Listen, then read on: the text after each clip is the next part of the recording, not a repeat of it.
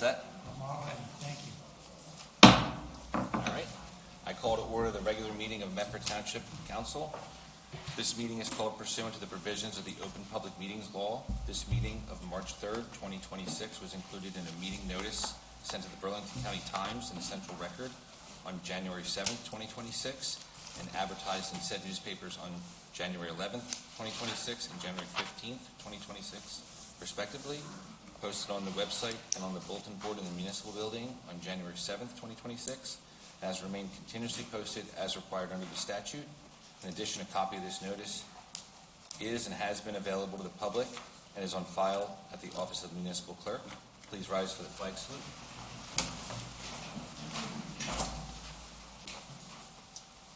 Pledge allegiance to the flag of the United States of America and to the republic for which it stands, one nation, under God, indivisible, with liberty and justice for all.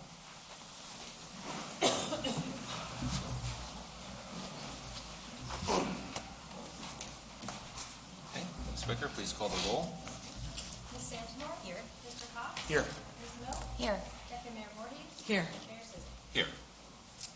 Before we begin this evening, I'd like to acknowledge a young member of our Lenape regional community and the family who stands beside her during this unimaginable time. In moments like this, we are reminded that our most important responsibility is not policy, it is love. A single young life can move an entire community, and in these past days, we have seen neighbors come together in compassion and support.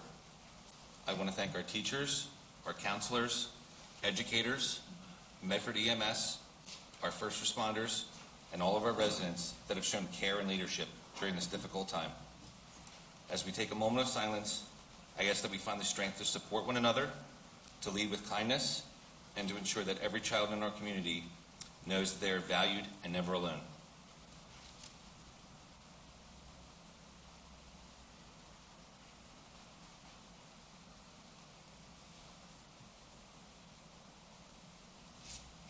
Thank you. We will begin this evening with a special presentation from Mr. Joe Henry through our Hartenberg insurance broker on service dogs. Yes, Thank you, Mayor. I will move very quickly. For those of you that don't know, I'm here annually with the safety topic as a requirement as a member of the Borough Code GIF, and also bring up to speed how your safety committee is doing. It's fine. All departments represented, and you again qualified for the Monetary Safety Award in 2025 and on your way for 2026. So without further ado, I'll bring in this year's topic. If you take a look on here, you'll see a fellow walking with some people thought was a dog and some people thought was a wolf, and I can assure you it was a wolf.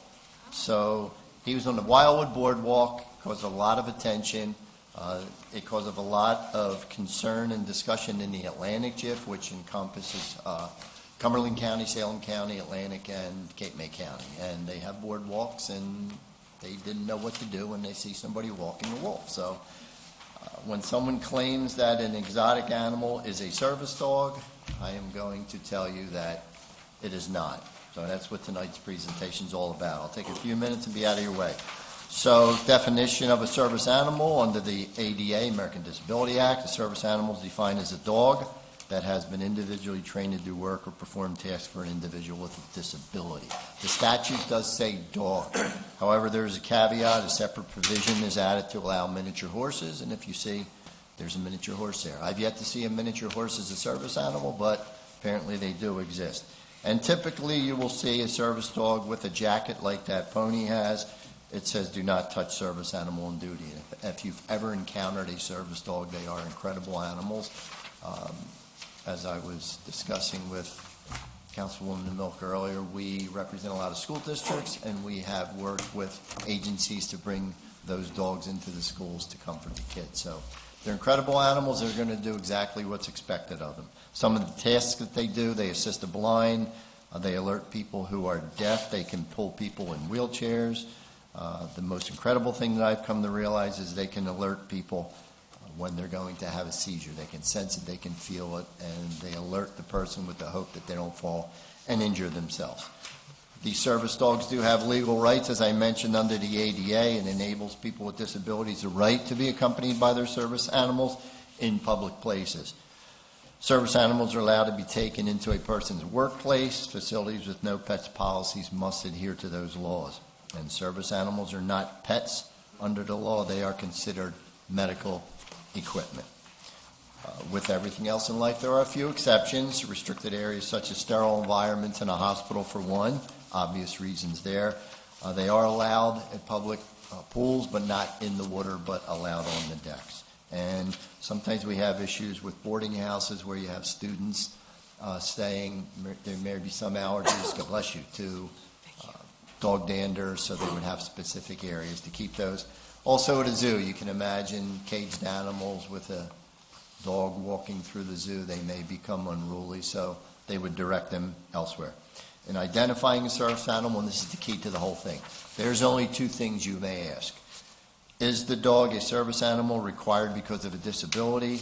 And what work or task has that dog been trained to perform?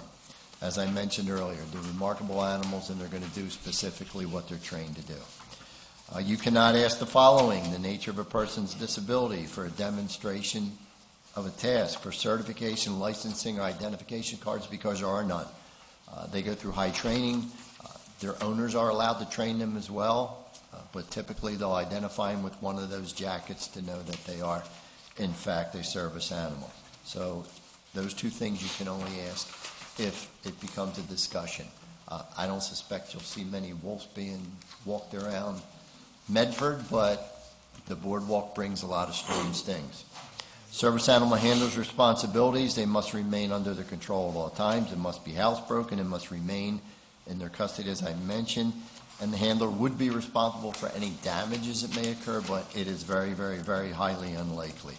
In essence, the only way to have a service animal removed is if the handler is not following his or her responsibilities. Last page will show you on page 9, emotional support animals, just to tell you the difference between the two. This is a picture of a peacock. People will claim peacocks, you name it, snakes, lizards, all kinds of animals that they'll claim give them some emotional support, which nobody really questions that they do or they don't, but it's not a service animal. So an emotional support animal will provide comfort to the people just by being present.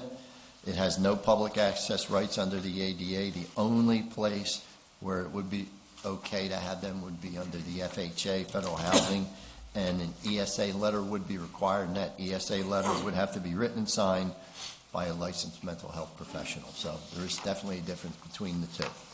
And the sources are on page 10. If you're interested in looking any more, if you have any questions, please feel free. I have a question. I was going to say, this is really fascinating, and I think the audience would like to see it too. Next time, maybe you could bring slides. You think?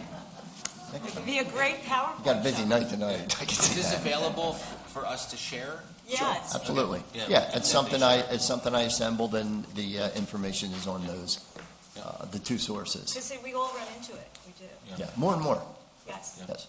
Does that website also talk about how you can apply to get a service animal, or is it just, To apply, you mean like if If you're somebody, in need of a service animal? yeah, in need of one? If someone's in need of a service animal, what would be the resource? I didn't see anything there, but you can have your own animal and have it trained. I mean, they go high-intensity training. Thank you. Thank you. You're welcome. Thank you very much. Thank you, sir. With slides. We'll all be here. All right, so our next topic would be communications. Would anyone like to share communications?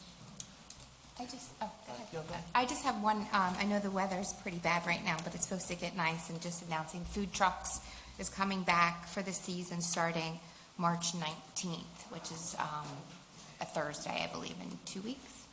Yes. Yeah. Thank you. I just wanted to share, if people see me look at my phone this evening, I do apologize. My husband is in the hospital after a procedure today, so I'm just getting updates from him because they just got into his room before I left to come here. So just as an update. Thank you for being here and whatever you need. Thank you. Anyone else? I have a few. Although International Women's Day is celebrated on March 8th, which is this coming Sunday, I'd like to take a moment to recognize the incredible women that are around us this evening and in our community. This is the first time in our town's history that 3 women have served on council at the same time. This is a meaningful milestone and reflects progress and leadership. We are also grateful for the steady guidance of our clerk, Tara Licker, and all the extraordinary women that serve us in our municipal building and through all the departments that we have here in our community. You are our mothers, our grandmothers, our wives, our sisters, our aunts, our godmothers, our partners, and our friends. You are the leaders in our workplace, our homes, and in the hearts of our town. Tonight and every day, thank you. So the next topic I have here is going to speak to more of agenda items that we'll be discussing tonight and in the future. Over the next 60 days, this council will focus on 2 major responsibilities: advancing the calendar year 2026 municipal budget and addressing our affordable housing obligations. I'll outline each separately so residents understand exactly how this process will be moving forward. The first will be affordable housing and redevelopment. This evening, we'll receive a presentation from the Taylor Design Group, led by Mr. Taylor, on a proposed redevelopment plan. We have inserted a special public comment section so the public can engage deeply in this matter. I ask that members of the public hold their comments on affordable housing until after this section and after the presentation by our planner. This will be followed by the first reading and vote for introduction. So we will have the standard public comment section where we can speak to any matter, but if it's on affordable housing, I ask that we wait. Potentially, Mr. Taylor will answer your questions during his presentation. That's why we inserted a special public comment section after the presentation. On March 9th, the redevelopment subcommittee, led by Councilman Cox and Deputy Mayor Voorhees, will be reconvening to continue their discussions. On March the 12th, the planning board meeting will hold a special meeting to study these plans. On March 17th, at our town hall meeting, the council will receive a second presentation, conduct a second reading, hold a public hearing, and consider adoption of the redevelopment plan and the naming of a redeveloper. At the same time, we continue to work to complete and satisfy obligations established under prior rounds of affordable housing. This work remains ongoing and important. As we move forward, we are also positioning Medford responsibly for the next phase of state-mandated housing determinations. Our obligation is compliance, long-term stability, and thoughtful planning. Second matter is our calendar year 2026 municipal budget. On February 27th, members of council received the initial 2026 budget and capital requests. I'd like to thank our Chief Financial Officer for her preparation and professionalism in advance of this work.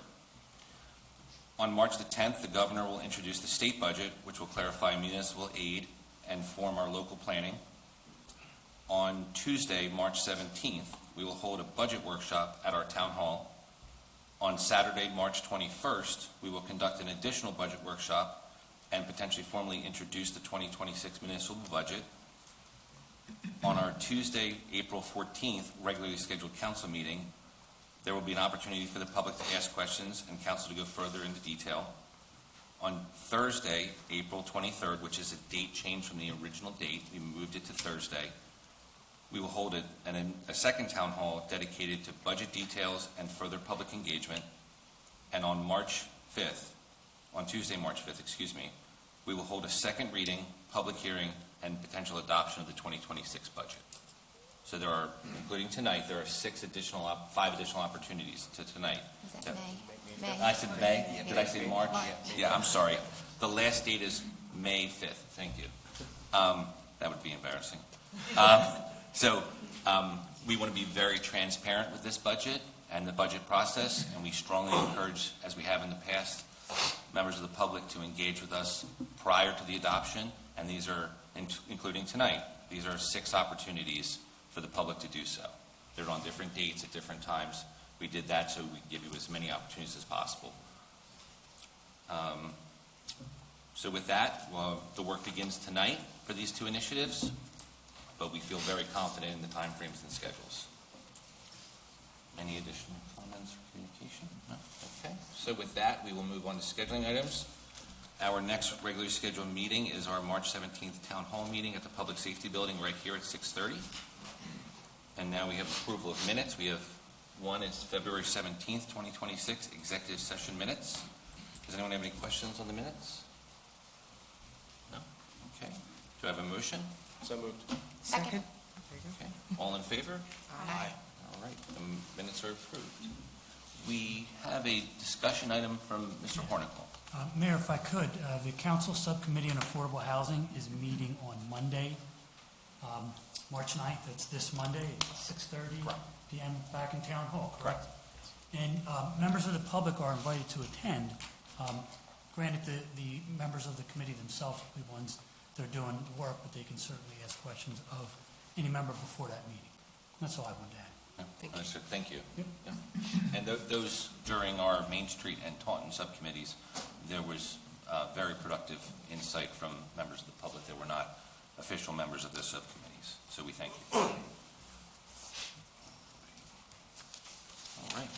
So now we move on to the regular public comment section.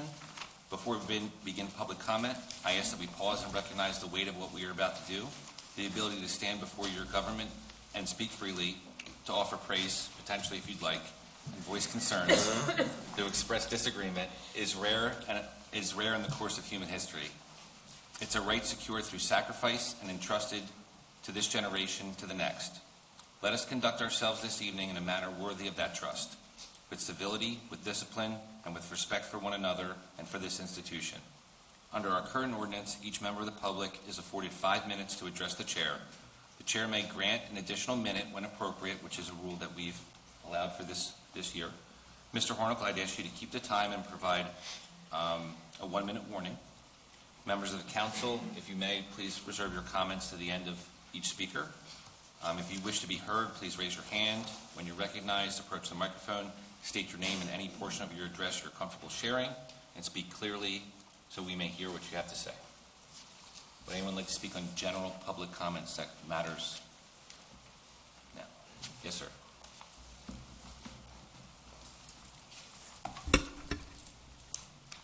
Good evening, Mayor, Council. I think you probably all know me by now, but my name's Jason Kleinman. I've lived in Medford for about 11 years now.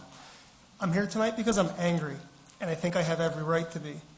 For over a year, I followed every rule that this town has set in front of me. I hired professionals, I paid application fees, I revised plans, I met with zoning officials, I attended hearings, and I spent more than $10,000 just to try and build a simple detached garage in my own backyard.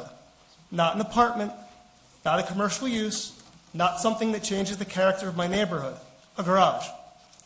Not one that even sits on the street line, 200 feet off the road behind my home, barely visible, not intrusive, and not harmful to anyone. After doing everything the right way, after respecting the process and respecting this governing body, my application was denied. At the exact same time, this town is moving forward with rezoning protected farmland, land with known environmental constraints, to build high-density affordable housing that many residents have expressed concerns about. We're being told it's good planning, that it's necessary, and that it won't burden the taxpayers. But forgive me if I question the consistency. A homeowner who wants to modestly improve his property at his own expense gets stonewalled after a year and 5 figures in costs. Meanwhile, sweeping zoning changes that will permanently alter open space, increase infrastructure demands, and surely raise everyone's taxes moves forward with urgency. How does that make sense? What message does that send to the residents who already live here, who already pay taxes here, and who already invest here? For years, we've been told sustainability is a priority, preserving land is a priority, protecting environmental resources is a priority. Yet now protected farmland is on the table for development, while a small, unobtrusive accessory structure on a fully developed residential lot is treated like a threat. That inconsistency is what upsets me. It's not about a garage anymore. It's about fairness. It's about proportionality, and it's about whether ordinary residents can expect reasonable treatment when they follow the rules. I did everything right. I respected the system, and the system did not respect me back. I'm asking this council to reflect on that, because when residents start to feel like the rules only apply in one direction, the trust erodes. And once that erodes, it's very hard to rebuild. Thank you.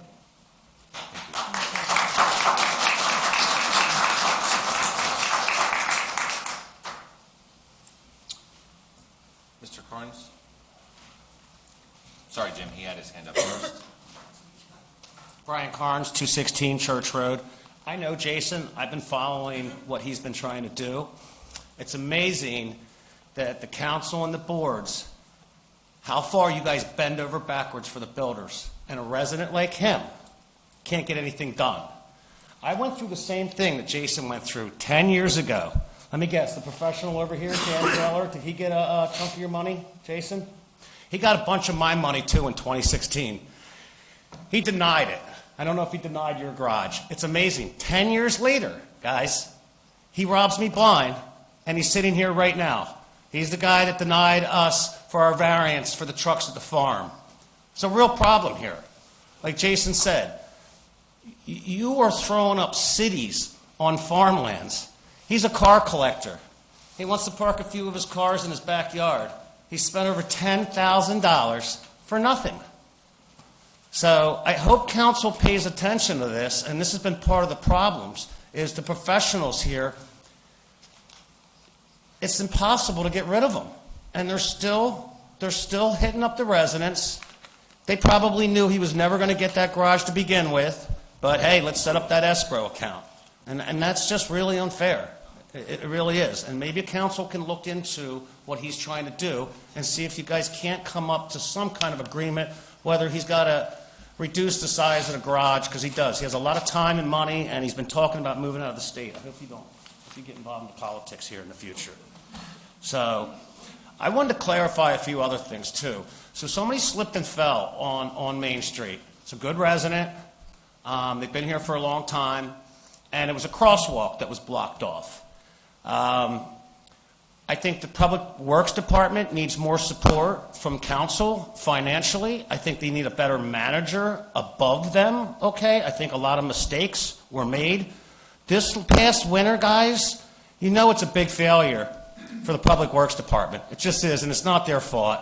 I don't know all the details. I know your man Dan here fired the head of Public Works without anybody on council knowing. Is that true, Mike? Did you know that he was going to get fired? You didn't. You got a manager doing whatever he wants to do.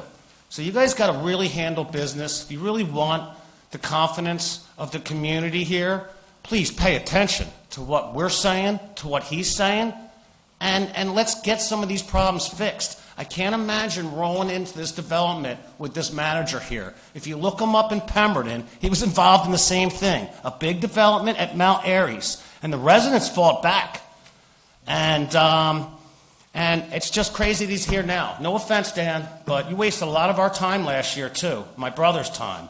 And you're sitting here. It's March, man. March him out of here. Seriously, guys, I can't imagine doing this large development with somebody like like this guy here. Wake up. Fix these problems. Get some neutral people in here that don't stink, okay, or have serious baggage from Pemberton. And let's address your professionals. You guys should talk to Taylor Design and say, listen, go easy. And if you think the residents never going to get it, don't take their money. Or do a flat rate for variances. It's real simple, man, because the little guy can't get nothing done here. And it's not the state rules. It's Medford Township. It's you guys that are blocking it by putting these professionals in these positions that residents can't get anything done on their property. But anyway, on record at that last meeting, Dan says that it's up to the county to clear the crosswalks and the sidewalks on Main Street.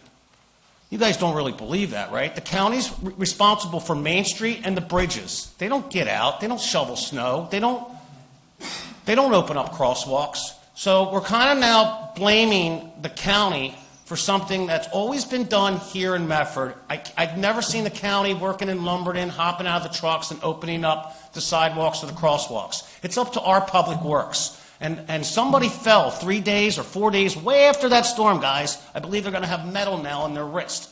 They're a good resident here, and they're not. I don't know if you guys are getting sued or if we're getting sued or not, but there's nothing sketchy about this. They slipped and fell. I saw the ice. There's photos up. It's 3 days after. So I think you guys need to look at beefing up the Public Works, getting them the manpower that they need, okay, so we can get things done here in the community. We all know the taxes are going up. All these other things are changing, and it seems like The services are worse than they've ever been. Okay, the pressure-treated wood, which I tend to burn all my stuff anyway, but let's just say I didn't. Where to the county will I now be taking my pressure-treated wood? Do you have more questions pertaining to? Well, no, if I have wood that I need to dump that's pressure-treated. We'll answer that question. I'm just curious if you had more questions with that, because your time is up. No, that's pretty much it. We'll answer the pressure-treated question. The County Resource Recovery Complex in Mansfield. So I got to drive. You know, that's a whole day involved in this, so that's going to the dump. You're saying these services overload, but I could take all my stuff to the dump if I wanted to. So that's not really, a lot of residents are going to have a problem with that. Everything's pressure treated. And you guys are just like, hey, we're going to do this. No more pressure treated wood. Let's give this guy half days on Fridays. I think you want to raise too. Wake up, guys. This should be based on performance. All right, thank you. Thank you.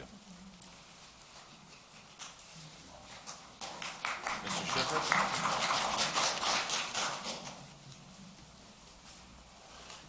Hi, everybody. My name is Jim Schiffer, and I live at 209 Taunton Boulevard, and I'm here to discuss the ongoing problems on Taunton Boulevard. And, thankfully it's not baseball season yet, so I still have a lot of time on my hands to look at this stuff. And I was giving this a lot of thought the other day, and it dawned on me that the people that are speeding consistently on Taunton Boulevard are probably speeding throughout the whole township. They just don't speed down that mile stretch of road and say, now I think I'm going to obey the speed limit.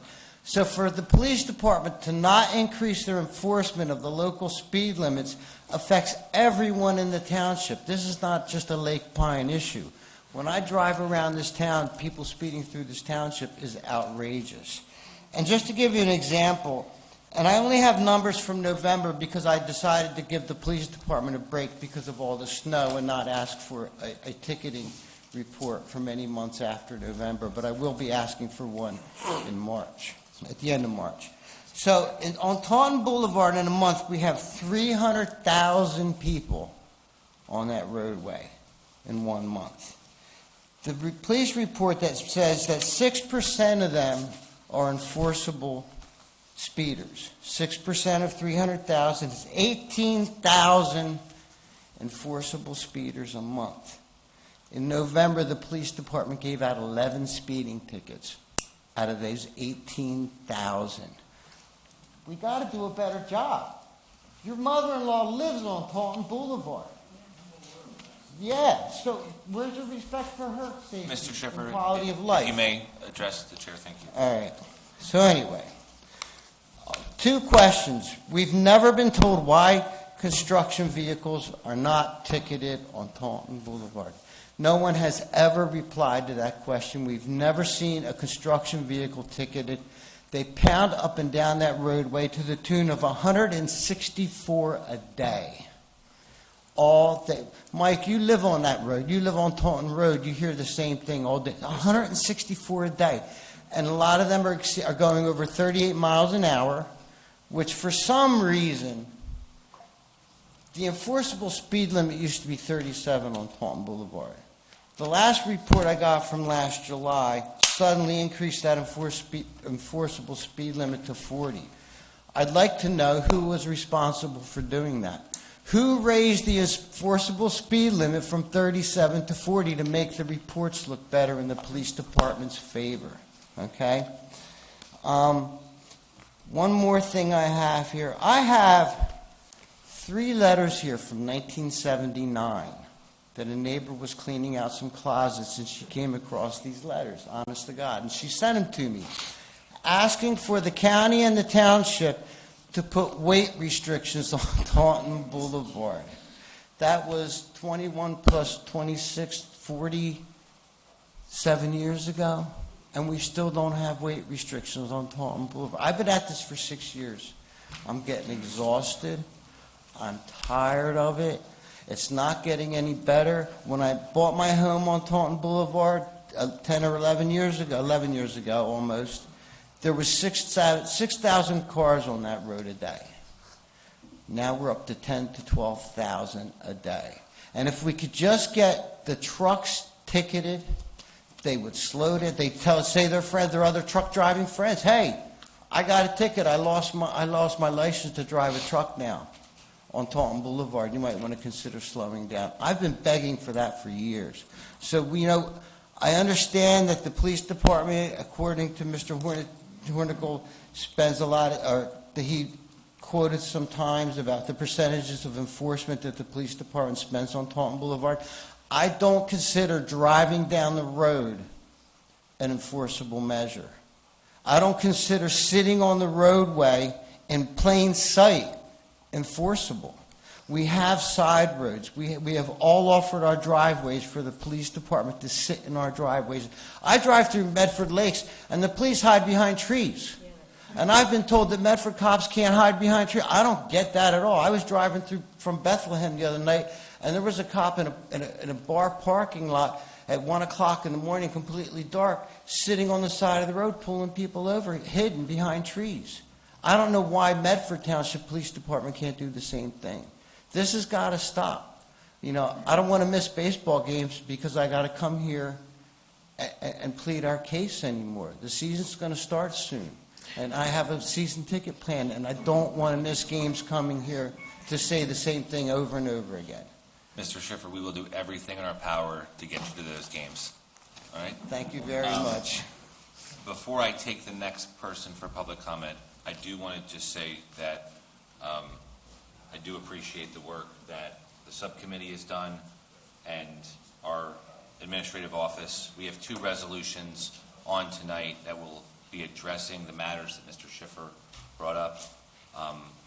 One is a beacon that Mr. Hornicle has worked very closely with the county to get approval, so Medford does not bear the responsibility or the full cost of that beacon for safe crossing of, forgive me, Locust. And our second resolution is a request to the county for all the matters that Mr. Schiffer just brought up: weight restrictions, commercial vehicles, speeding, all the things you mentioned. And as Mr. Schiffer said, I do live on Taunton Road myself. I happen to also own a company that has commercial vehicles. We try not to drive on Taunton Road because we know that we will be stopped. One of my drivers was stopped last meeting, the morning of the last meeting. And so they are stopping commercial vehicles on your road. They're stopping my commercial vehicles on your road. And we normally are, just on a personal note, I intentionally route my stops to not drive down Taunton Road because it's my road as well. This was an obscure stop. A client needed a special delivery, and the driver disobeyed the routing that we gave him. But he was stopped on that road at 10:15 a.m. on the 17th. He had a full roadside DOT. He passed with flying colors, thank God. But there is enforcement on your road, on our road, I should say, not only by the local Medford police, but this is a state police patrol for commercial vehicles and DOT inspections. So we are doing everything we possibly can to advance your cause, and you're being heard. Thank you. Can I have 1 second just to say? You can give it to Mr. Lucas. If that was a box truck, I'm talking construction vehicle. It was a very large, heavy truck, sir, and he was scaled. He was fully inspected. The driver's medical DOT was inspected. They did everything but a strip search on him, and we passed with flying colors. So I'm very confident in the work that the Medford police do to keep us safe, as well as the partnership they have with the state police to monitor commercial vehicles on our road. Thank you. Mary?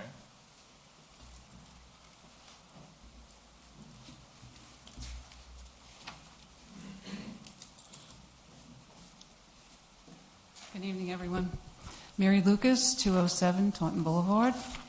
I'm following up on a couple of things that Jim mentioned. For the edification of the new council members, when we were presenting our information last year, a study was done to determine what happens when a car stops at 30 miles an hour, what happens when it's forced to stop at 25. And the difference from that is significant. It really is between life and death. The power of the vehicle coming to an immediate stop because somebody stopped short in front of them. So I want to point that out, that the idea of going from 30 to 25 miles an hour is really significant and life-saving. So that's number one. Number two, to go from 30 to 25 costs nothing. There's no money to the township, no money to the county, and it's something that can be done.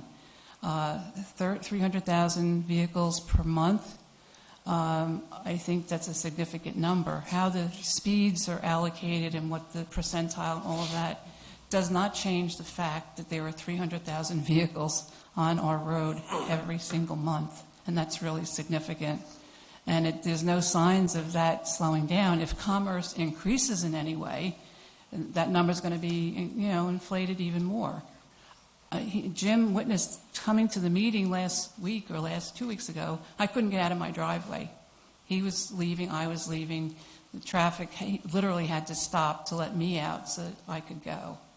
And it's like that every day. The noise during the middle of the night is incredible. I would offer my driveway to have a police officer sit there overnight just to hear and see the speed that goes on that street. So for you new folks to know the situation, I think is going to be helpful because we've had the help of Congress. Well, now you're in Congress. How do you like that? Congratulations. I don't think your husband knew that one. For Councilwoman Milk and also Mayor Cizik for their help has been invaluable. But I think having the additional council members know and be fully briefed on what's happening is really very helpful. So we're looking forward to going from 30 to 25, and we're looking forward to weight restrictions, and that's our goal. Thank you. Mayor, if I may? Sure. Just so you know, I have been in contact with Jim, and we're setting up a date. One, for me to hear it. Two, to discuss a few other items. And he also offered to totally get me up to date on all the different things. So Great. Well, we're available to brief anyone else. Thank you. Thank you. Yes, sir.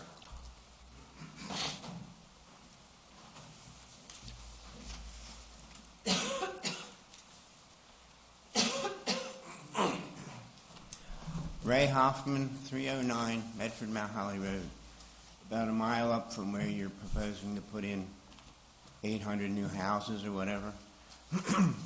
Back when I went to Lenape a few years ago, there was one high school, and it served the whole district. And now we have 4 high schools. So I'm figuring we have about 4 times as many people in the area on all the same roads that were here back then, except now we have a traffic light at almost every intersection. Where I live on 541, I've waited over a minute trying to get out of my driveway in the morning to go to work. And I don't know. I don't want any more traffic.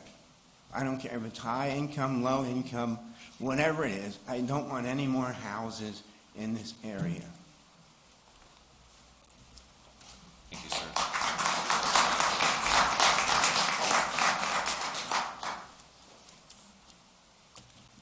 Anyone else? Yes, ma'am.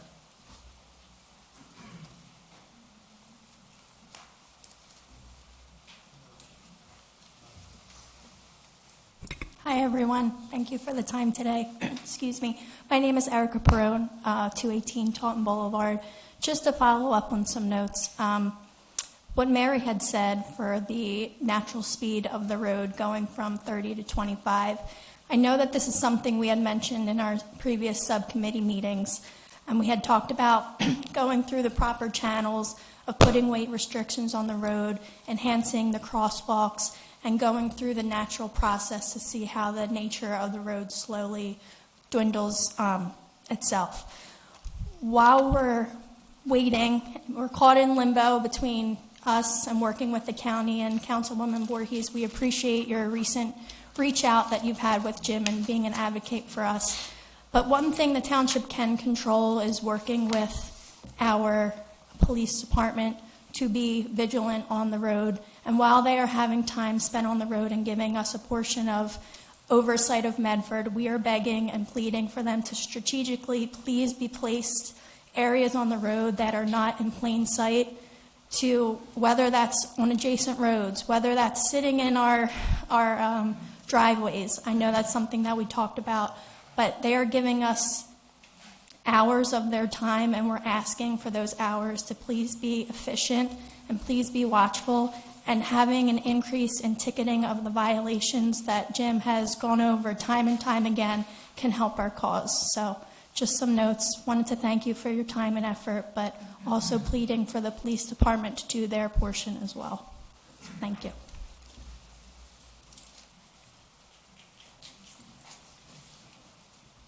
Anyone else? Seeing none, motion to close. I'll make the motion. Second? All in favor?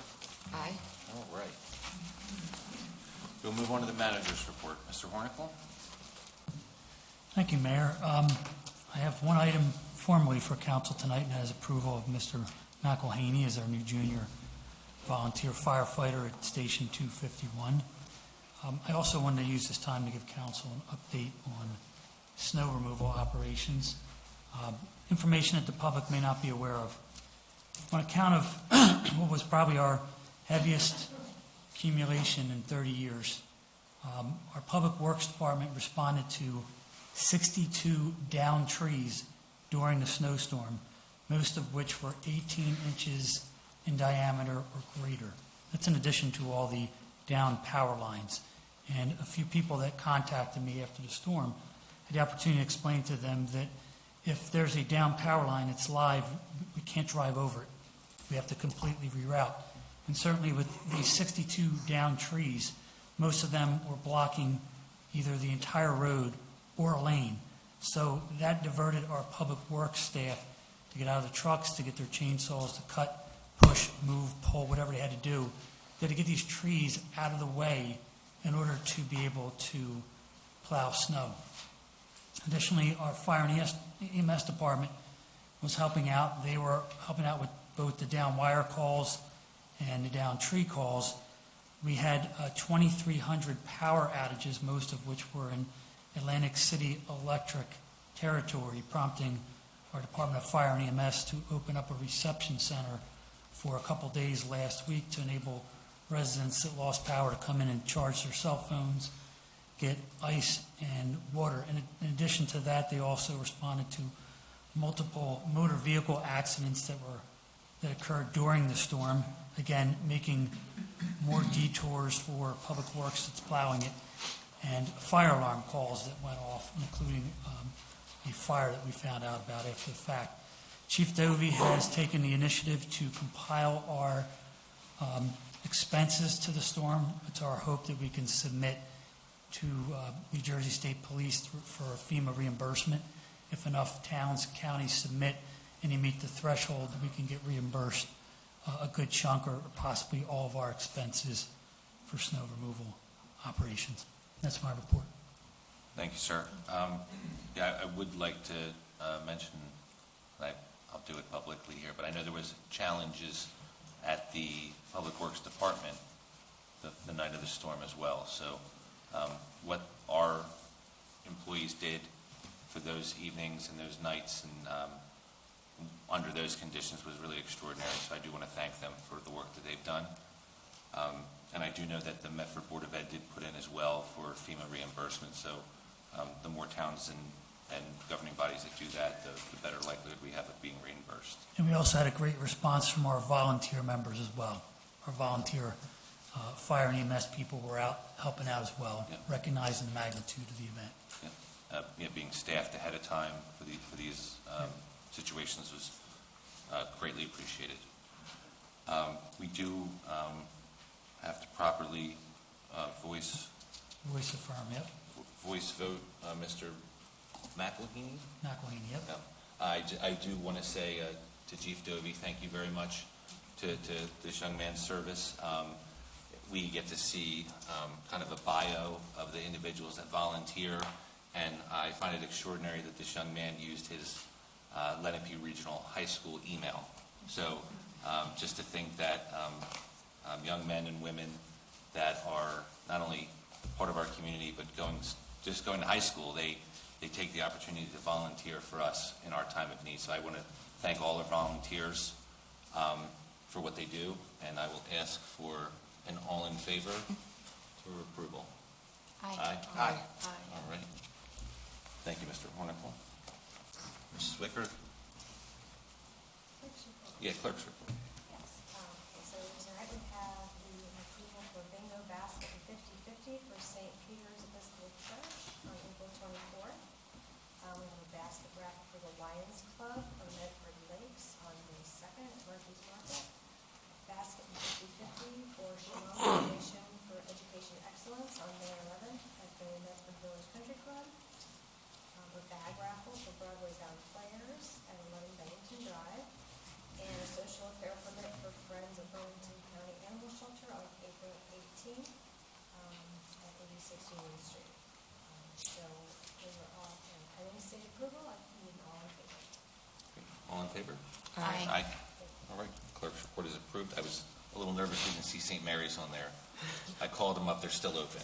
So, yeah, it's usually on every bingo raffle, they're here. All right, bills list. February 25th, 2026, and February 26th, 2026. Do any members of council have questions or comments on the bills list? No?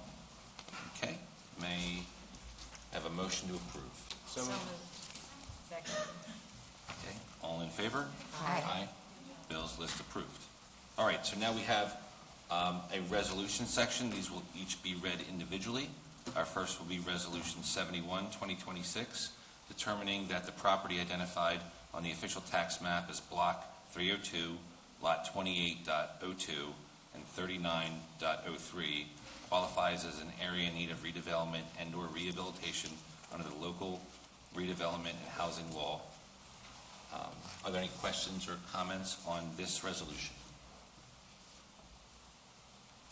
Hearing none, may I have a motion to accept the resolution? So moved. I'll second. Okay. Ms. Wicker, roll call. Ms. Santamore? Yes. Mr. Cox? Aye. Ms. Mill? Aye. Deputy Mayor Voorhees? Aye. Mayor Sibley? Aye. All right, this resolution is approved. And now we have Resolution 72, 2026, determining that the property identified on the official tax map as Block 803, Lot 6.01 and 6.02 qualifies as an area in need of redevelopment and/or rehabilitation under the local redevelopment and housing law. Are there any questions or comments from council on this resolution? Okay, hearing none, may I have a motion to accept the resolution? So moved. I'll second. Okay. Ms. Wicker? Ms. Santamore? Yes. Mr. Cox? Aye. Ms. Mill? Aye. Deputy Mayor Voorhees? Aye. Mayor Sibley? Aye. Okay, for our ordinances for introduction, again, we will separate this section up a little bit just for the sake of public presentation. We will start with ordinance 2026-5. May I have a motion? So moved. I'm sorry.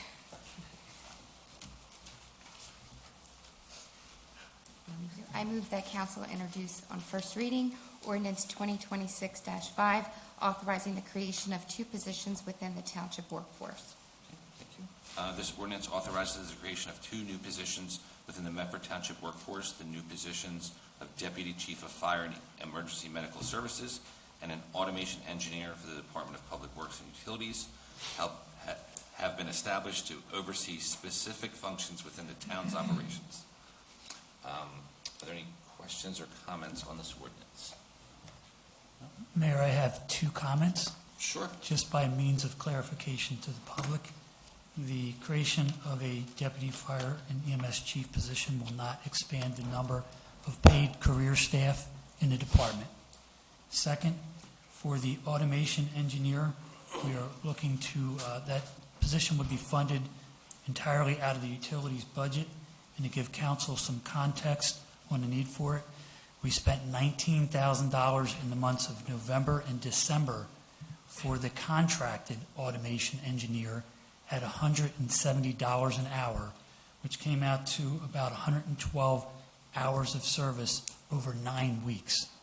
So, as you can see, there's a benefit of creating this position and bringing it in-house to have somebody making a lot less than $170 an hour, and also at the same time training our other utility workers on how to use technology at the plant and at the water system wells. Thank you, Mayor. Thank you, sir. All right. Are there any questions or comments pertaining to this ordinance? No? Okay. We will... I need a second. Oh, I'm sorry.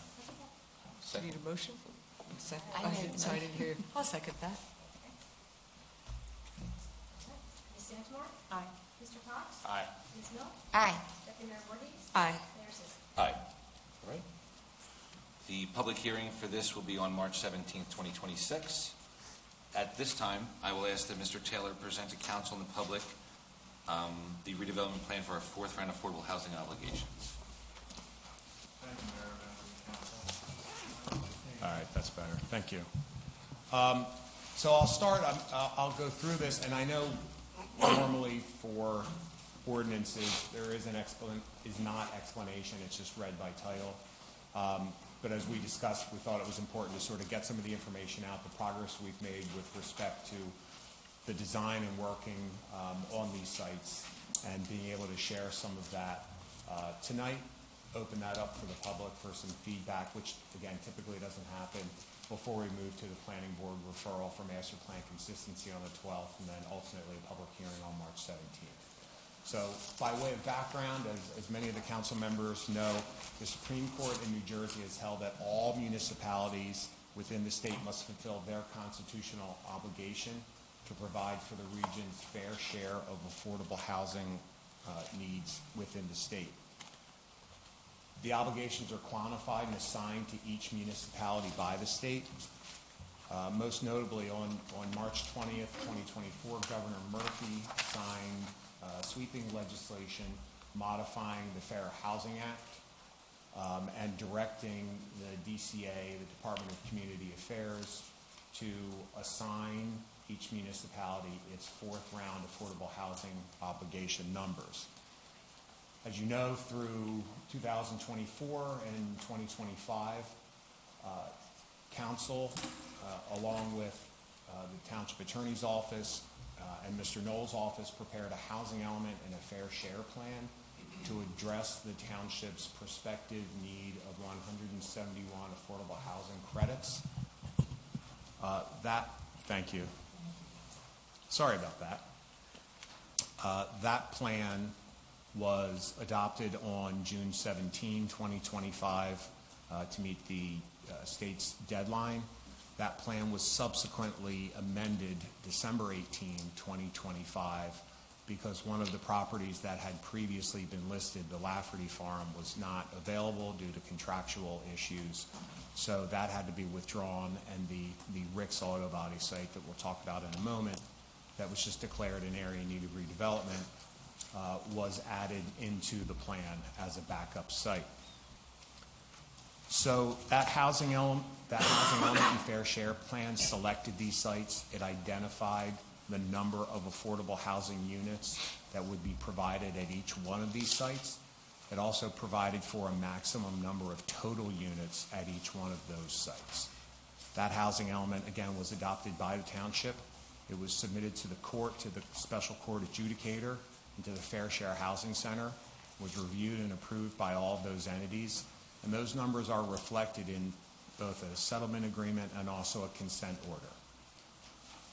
Part of the requirement of this process is the township is required to develop zoning modifications to implement the required affordable housing. Rezoning these sites for inclusionary housing or higher density housing was never part of any of Medford's master plans, dating back for close to 60 years now. These areas were rural in nature. Medford had always envisioned lower density housing here, and for decades, this council and councils before it would strive to try to maintain the character of the built environment and the existing character of the community. Any of these sites could have been rezoned 2 years ago, 3 years ago, 4 years ago, if this or any prior council so selected to rezone them through a master plan process or otherwise. Unfortunately, our hands have been forced by the numbers assigned to us by DCA to meet that court-mandated and constitutional obligation. The process can be done in one of two ways. Spot zoning, which is generally not permitted for a municipality to do, is allowed to be done for affordable housing purposes, and the courts have found and support that. What we had recommended as we were brought into the process to help the implementation of this was going the redevelopment route. The redevelopment route allows us to get much more specific with regard to the architecture, the buffers, the specifics of lighting, and actually including graphics, some of which are shared on the board and are included in all of the redevelopment plans. So we're here tonight, and I'm going to walk through some of the items in the redevelopment plans. I'm going to go over first some of the background and some of the, well, I did the background. It's not going to be that long. I will go over some of the common elements that are consistent with all three of the plans, including some of the design standards, and then I'll speak a little bit in specifics. I will say that the total number of units and the number of affordable housing units at each one of these sites remains exactly consistent as was previously shown in both of the prior adopted housing element and fair share plans, the settlement agreement, and the consent order. So those numbers remain unchanged. These redevelopment plans really focus on how do we best try to make these fit within the character of the community and be as functionally and visually compatible with our town. So we talked about those. All three of these properties have been identified to this evening, designated areas in need of redevelopment. The Trollinger site, which is known as Block 302, lots 14, 26, 27, and 49, was actually designated as a backup site in the third round in case one of the other projects didn't come to fruition. So that was done, Resolution 95-2017. So that remains designated. The Iron Bridge site, as it's now known, which is the Rick's Auto Body site, is Block 803, lots 6.01 and 6.02. And the landings at Kirby's Mill, as it's now referenced, which is the EFS site, is known as Block 302, lots 28.02 and 39.03. That property is located on Fostertown Road across from Laurel Field, just south of the cemetery property. As we know, all of these sites were designated as areas in need of redevelopment without condemnation under the local redevelopment and housing law. So as such, the municipality has no authority to utilize its powers of eminent domain. Involvement in these process, in this redevelopment process, is purely voluntary. With one exception, we were mandated by DCA and the courts for us to enter into this process, mainly to meet our affordable housing obligation of 171 units for the fourth round.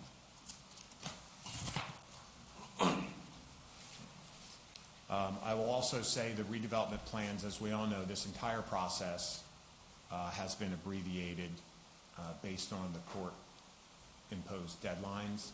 So these have been prepared to meet those mandated deadlines of the middle of the month, which is why we're having a special planning board meeting for referral on March 12th, and then having a second hearing on March 17th. So under the statute, this redevelopment plan will officially become the formal zoning document. This becomes a mini zoning ordinance for the development of those properties. The redevelopment plans, all three of them, include by reference our land development ordinance, chapter DR, in large part, with the exception of the permitted uses, the density, the bulk standards, and the design standards that are expressly set forth. Many of those standards are more stringent in the redevelopment plans than they are within our land development ordinance as it exists. That was one of the good things about going the redevelopment route, was that specificity and trying to make this as minimally impactful as possible.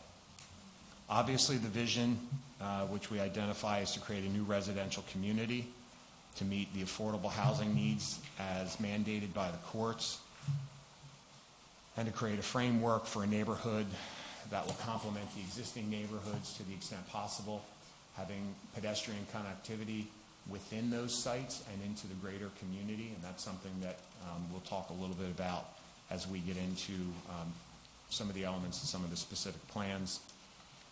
We identify some of the goals of the prior master plans, how this is consistent with it and advances some of those goals, the primary of which is to provide for a variety of housing for different income levels, which is something that our master plans in the past of 2014 and 2017 have repeatedly identified. The standards that are in here, as I said, they supersede the regulations, so anything that is in here would govern. Where this redevelopment plan is silent with respect to a standard, the municipal ordinances will govern. Which is why it doesn't have to be a 300-page document. We're able to generate a 40 to 60-page document to address just those items that are changed. In other respects, we refer back to those. We also refer heavily to the New Jersey Residential Site Improvement Standards, which governs the construction of the cartways, the roadways, the sidewalks, the infrastructure, water and sewer infrastructure, and the like, which is the case for any other residential subdivision within the community and anywhere else within the state. Pursuant to the municipal land use law, all of these projects will still have to undergo site plan and subdivision approval by the planning board under the normal course of any land development application, like any other development that's built in Medford. All these projects are also subject to soil erosion sediment control, Burlington County approvals where applicable relative to county roads, and all NJDEP restrictions. The redevelopment plans are based on concept plans that are engineered to a certain degree. Final grading, final stormwater management design has not been done. All of the plans, before they proceed to a site plan or subdivision hearing before the planning board, have to be resubmitted to Township Council as the redevelopment entity for a determination that the general concept plan, the architecture, and any of those other site features that are identified in this plan are substantially consistent with the redevelopment plan. It's quite likely, once the applicant's engineers go through stormwater management and grading, sometimes roads move 10, 15 feet, sometimes a basin has to shift into a different area. If it triggers variance relief, that can be addressed at the time. We're not aware of any that would be needed at this point. We've really tried to work through this to have a project that requires no variances and minimal design waivers. But because of the abbreviated timeframes imposed by the state and the court, we're really working from a refined concept plan and not a fully engineered site plan, which we ideally would have liked to have been. And this is something literally every municipality in the state is struggling to deal with. They're having to make zoning and land use decisions that were not part of their historic vision for their communities, but they're having to meet the mandated numbers.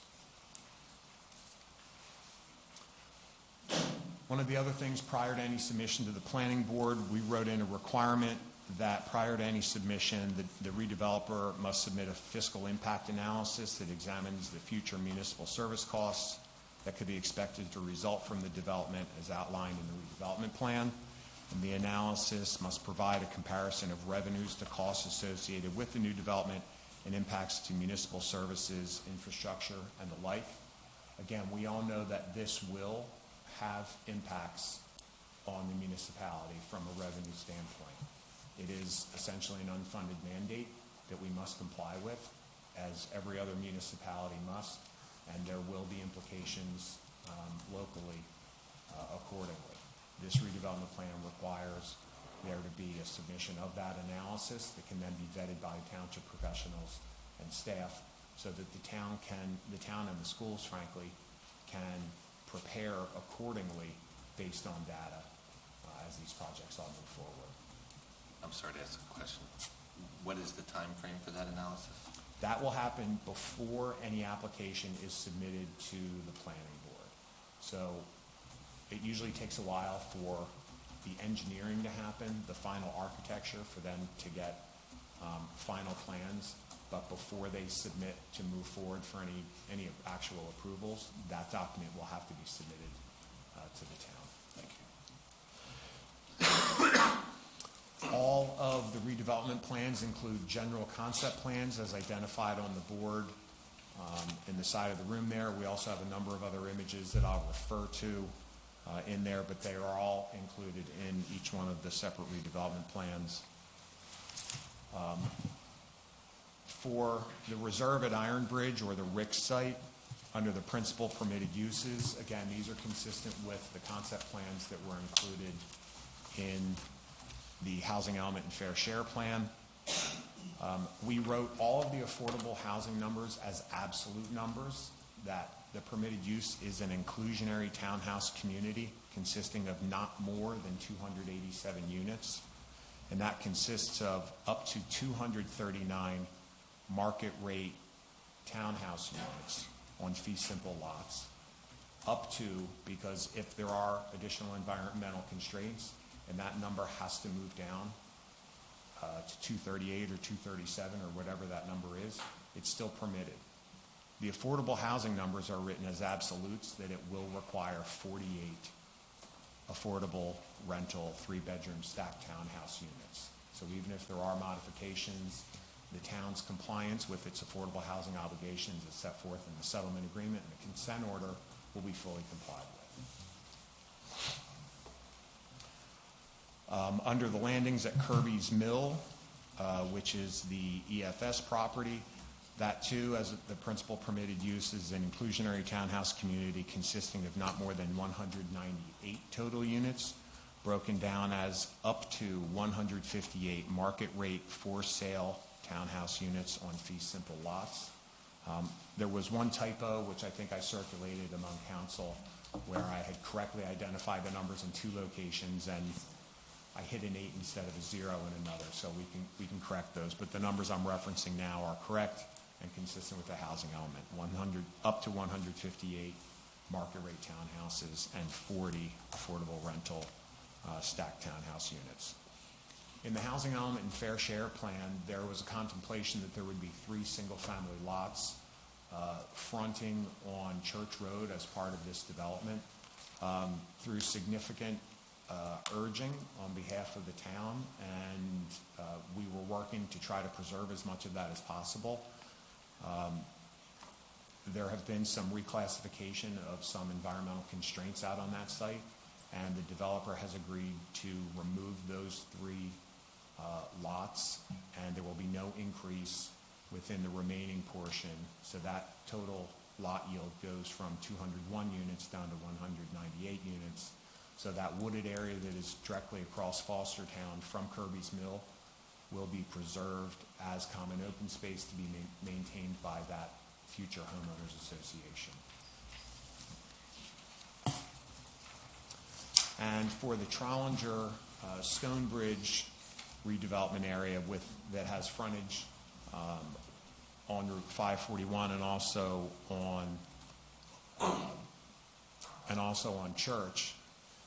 I'm going to try to not poke Greg in the eye with these. That's shown on the far. That is the brightest laser pointer ever. Route 541 is on the left-hand side. Church Road is to the bottom.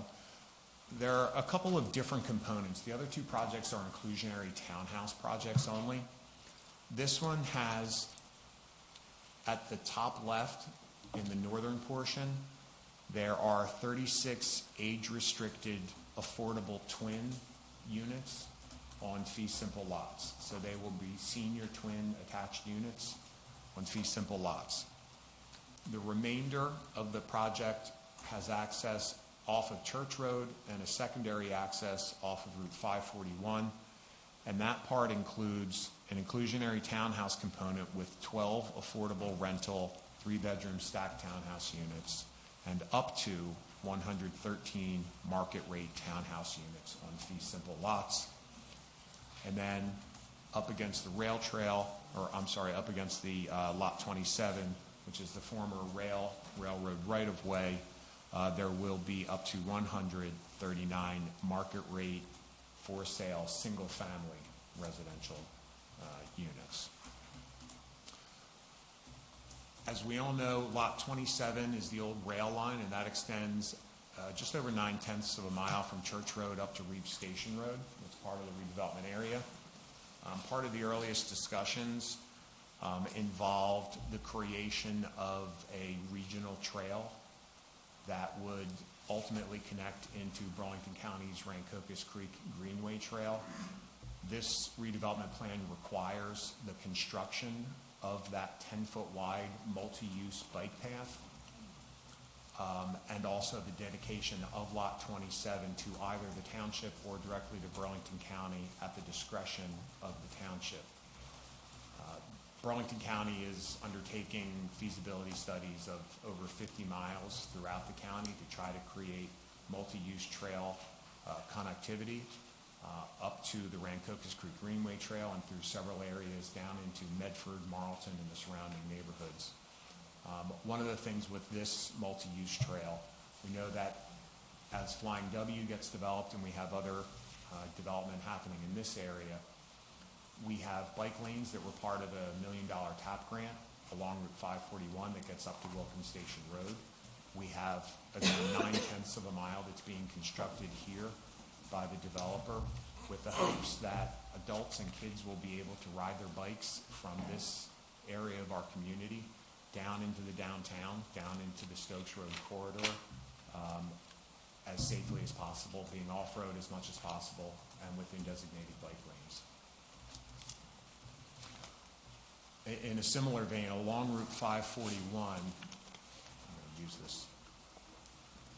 Church Road comes kind of along the bottom here. There are several hundred feet between the existing site that crosses down by an auto repair and some other uses. The township requested and the redevelopers agreed to construct a sidewalk down to that commercial node where the Wawa and Dunkin' Donuts are, so that the residents in this area can provide connectivity for safe pedestrian passage down to those nodes, which we expect will be occurring. Long term, it would be great if pedestrian connectivity could be made up to Bendy Park for the future to be much safer. That's a much longer, much more difficult task. But we're chipping away and making good progress on making some of those connections as part of that redevelopment plan. Each one of the redevelopment plans has a list of accessory uses that are permitted, commonly associated with any residential development, like parking and cluster mailboxes and trash enclosures and things like that. And then there are specific bulk tables that identify every single one of the setbacks to units, from perimeters. One of the things I should have mentioned earlier on was one of the earliest edicts was that there will be perimeter enhanced buffers of at least 50 feet surrounding all of these projects. And within those buffer areas, there will be meandering berms 4 to 6 feet in height with layered masses of evergreen trees 6 to 8 feet in height. 25% of those trees have to be 8 to 10 feet in height, along with ornamental trees, shade trees, evergreen shrubs, and deciduous shrubs to really create an enclave for the residents that live there, but also to minimize the visual impacts for neighbors and for the motoring public around these properties. One of the other things that was addressed in trying to minimize the visual impacts of these structures, the third round affordable housing sites were allowed to have 3 stories and up to 45 feet in height. We've taken several steps in this plan. The 45-foot height has been reduced down to 39 feet in height, and there was also a limitation placed that in any areas of the site where there are more than 3 feet of fill, that the calculation of building height will be based on the calculation of the existing grade. This would eliminate a condition where a developer would come in and intentionally fill 6-8 feet of certain areas of the site, and the homes would then be that much higher than the surrounding neighborhoods, the surrounding grounds, and the surrounding homes. This is pretty commonly done in the Barrier Island communities and a number of other communities throughout the state to try to reduce some of those visual impacts and the visual mass of the built environment.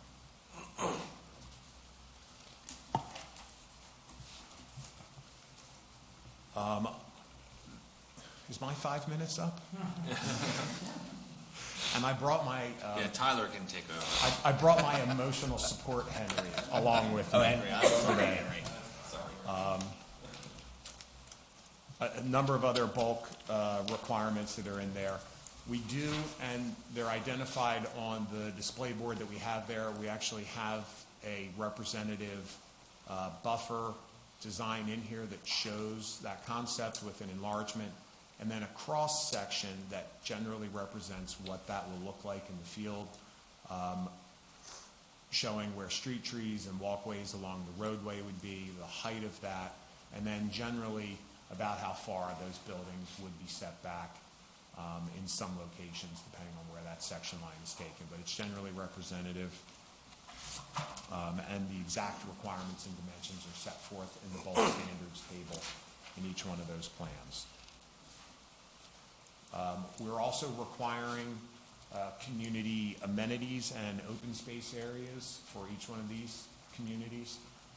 For the common areas, there's a requirement for an 18 by 18 shade pavilion, children's play area with fences, picnic tables, benches, bike racks, grills, and accent plantings, and additional amenity areas. The affordable units themselves do not have outside patios or decks, so each one of the affordable buildings will have its own 14 by 14 small sitting pavilion, along with picnic tables, benches, grills, etc., to provide a little bit of home recreation and sort of outdoor environment for those new neighbors of our community.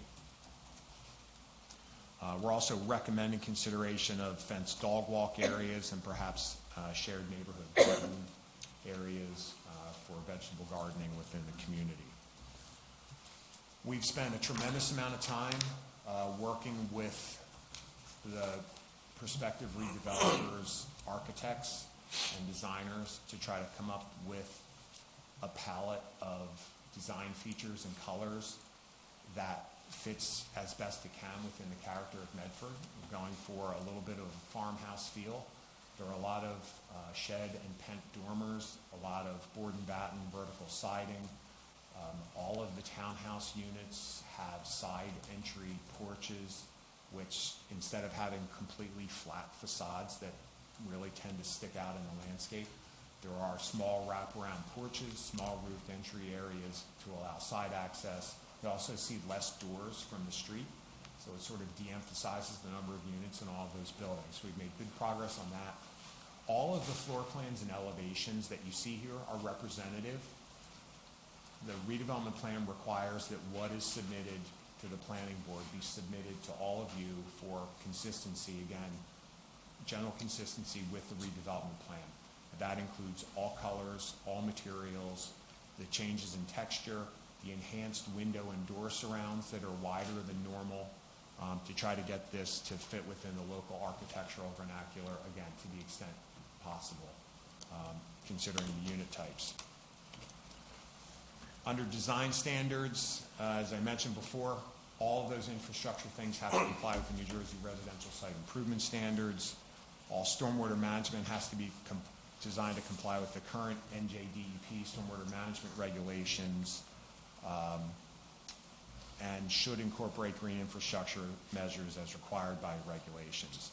There's a requirement in here that all soil logs and pit excavations and permeability and percolation tests shall be witnessed by the township engineer, which is consistent with our local ordinances and state law. Trying to hit on some of the larger ones. All sidewalks have to be, again, designed with the RSIS and provided along all streets for pedestrian connectivity. And any public sidewalks within rights of way have to be designed in accordance with PROWAG, which is the Public Right-of-Way Accessibility Guidelines, again, where it's in a right-of-way. All of the units that have garages are required to provide their trash and recycling within those garages.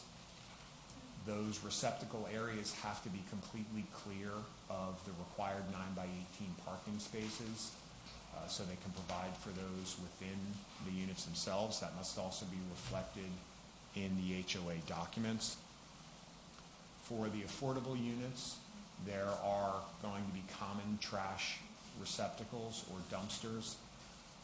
There is a graphic in the design plan there, identified on the board, that actually shows a 6-foot-high structure. It has a masonry water table and siding that actually matches the structures of the building, so it really fits within the character of each one of these communities as it's built, again, to minimize the visual impacts. But covered bicycle parking is required for the affordable units also. We have a graphic of that. It's basically a 3-sided loafing shed, or almost a small sheep or donkey shed, which fits sort of within the agricultural context of the community, in colors that complement the rest of the architecture on site. So particularly the folks that are living in the affordable units have covered bicycle storage. For the market rate units, they all have garages, so they have the ability to store bikes within the garages.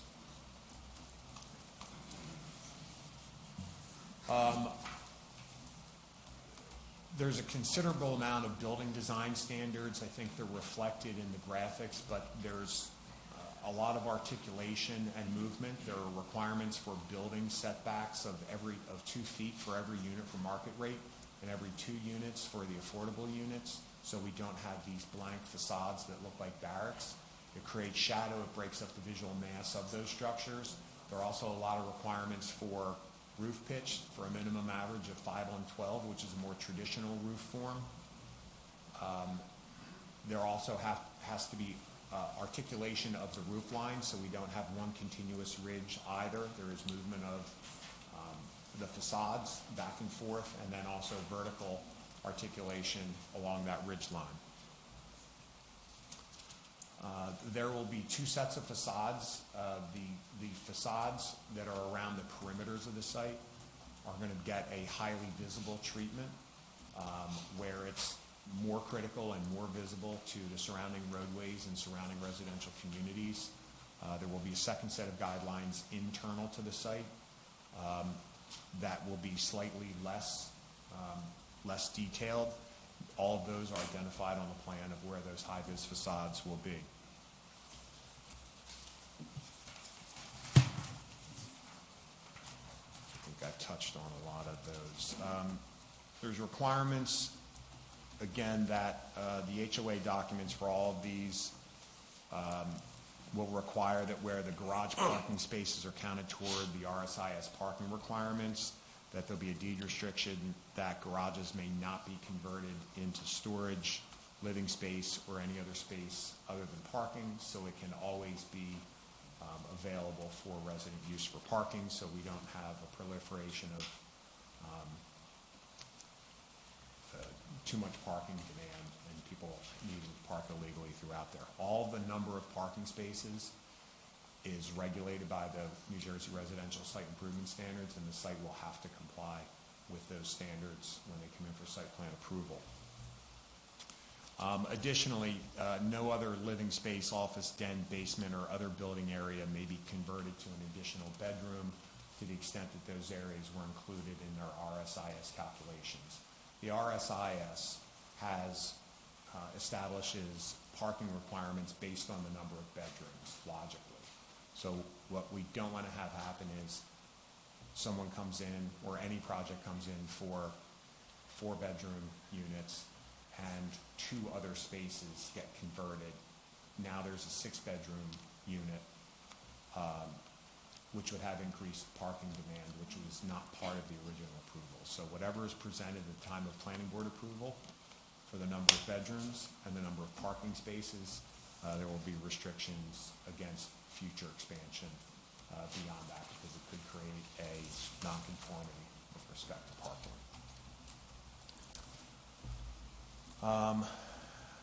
Design standards, even for things like the garage doors. All the garage doors will have windows. They will have faux pull handles and hinges, and will not all be white.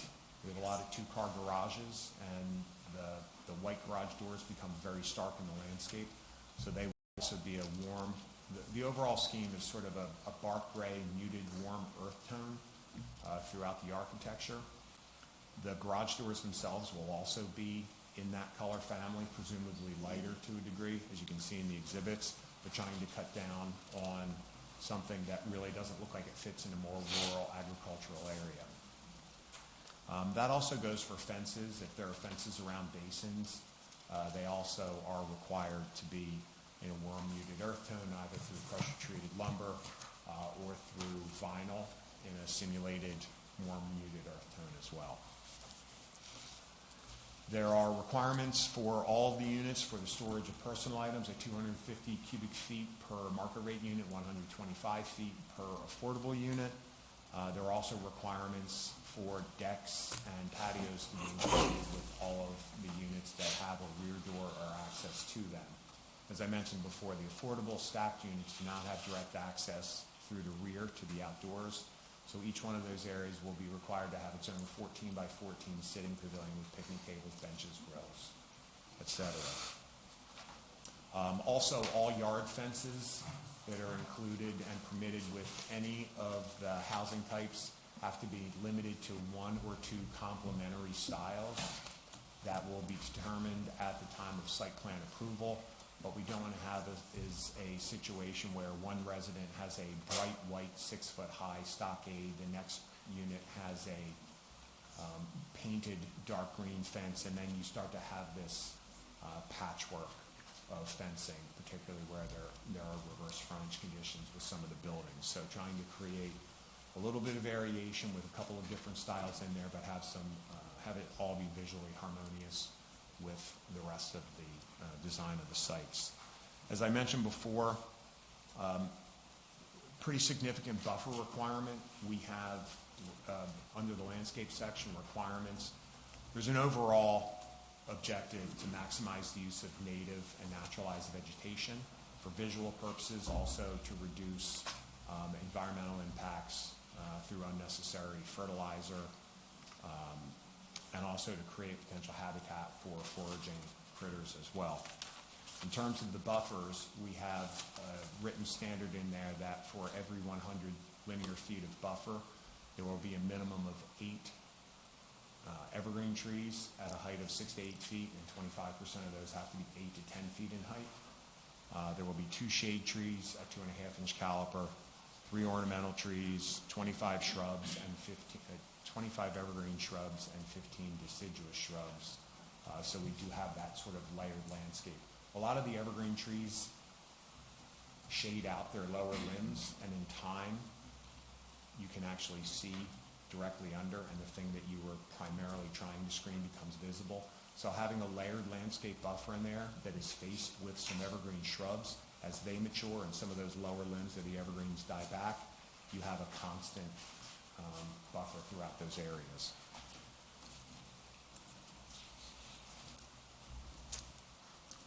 Also recommending, there are a lot of agricultural wetlands on some of these sites that are not able to be developed. Some of those have been fallow.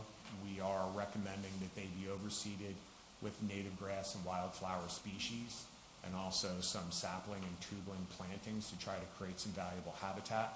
That will also help with water quality. It will shade the water. It helps for reducing nitrogen loading within streams. It also can reduce the temperature of runoff into those streams and help that. We've had success. DEP has always been favorable to allowing that type of restoration to happen in the natural course of their permit process. So we've included that in as a requirement as well, to the extent that same is permitted by NJDEP.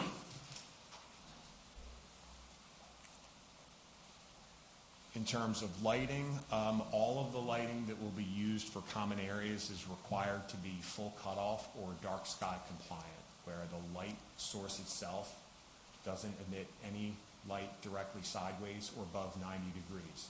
So this creates less skyward glare, greater ability to still see stars, less off-site glare, There's also a limitation that no foot candles, 0.0 foot candles, can leave the site onto any adjacent residential property, again, to try to minimize those visual impacts. Also, the correlated color temperature of all of those lights will be 3,000 degrees max. That is more of a warmer, softer. It is not that bright bluish white that you see in some car headlights or Citizens Bank Park, which is probably 5,000 degrees Kelvin, or operating rooms, which can be 6,000 degrees, which is a super bright white. In a more rural area, it's appropriate to have 2,700 or 3,000. It is a much softer light, no reduction in visual acuity with that change in color, but it has more of a sunset type hue than it does middle of the day.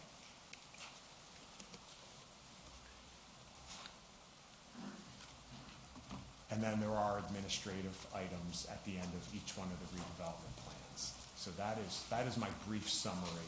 I can go into any questions specifically on any of the sites. Sure. Mr. Taylor, thank you so much for all that. That was one breath. Yeah. And I just want to say for the public, as Mr. Taylor has mentioned before in public, so I feel comfortable saying this, that Mr. Taylor is also a resident of this town.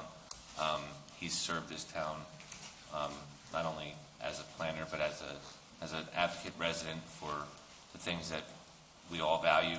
Mr. Hoffman, sorry, is it Mr. Hoffman? Yeah. As he had mentioned, no one is looking to have these homes built on our farms, but I believe through the work that Mr. Taylor has done, I thank you for all the energy you put into it. We hear about some of it. The report was phenomenal, and the level of detail is really impressive. Thank you. Thank you. Members of council, any questions or comments? No?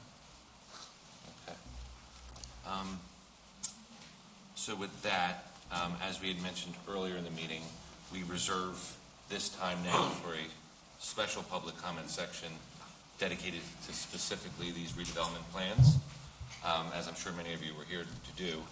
I do want to make mention of, in addition to what I would call aesthetic or planning efforts put forth by Mr. Taylor and the team to minimize the impact to the charm of Medford, there's been several things that I think do bring value to the other residents, of which approximately 10% or more of the overall number of market rate units for our existing obligation has been reduced through the efforts put forth by this council and our professionals.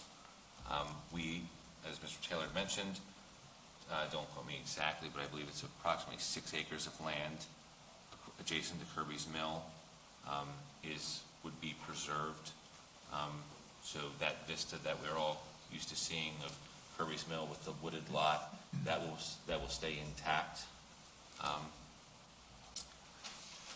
These are very hard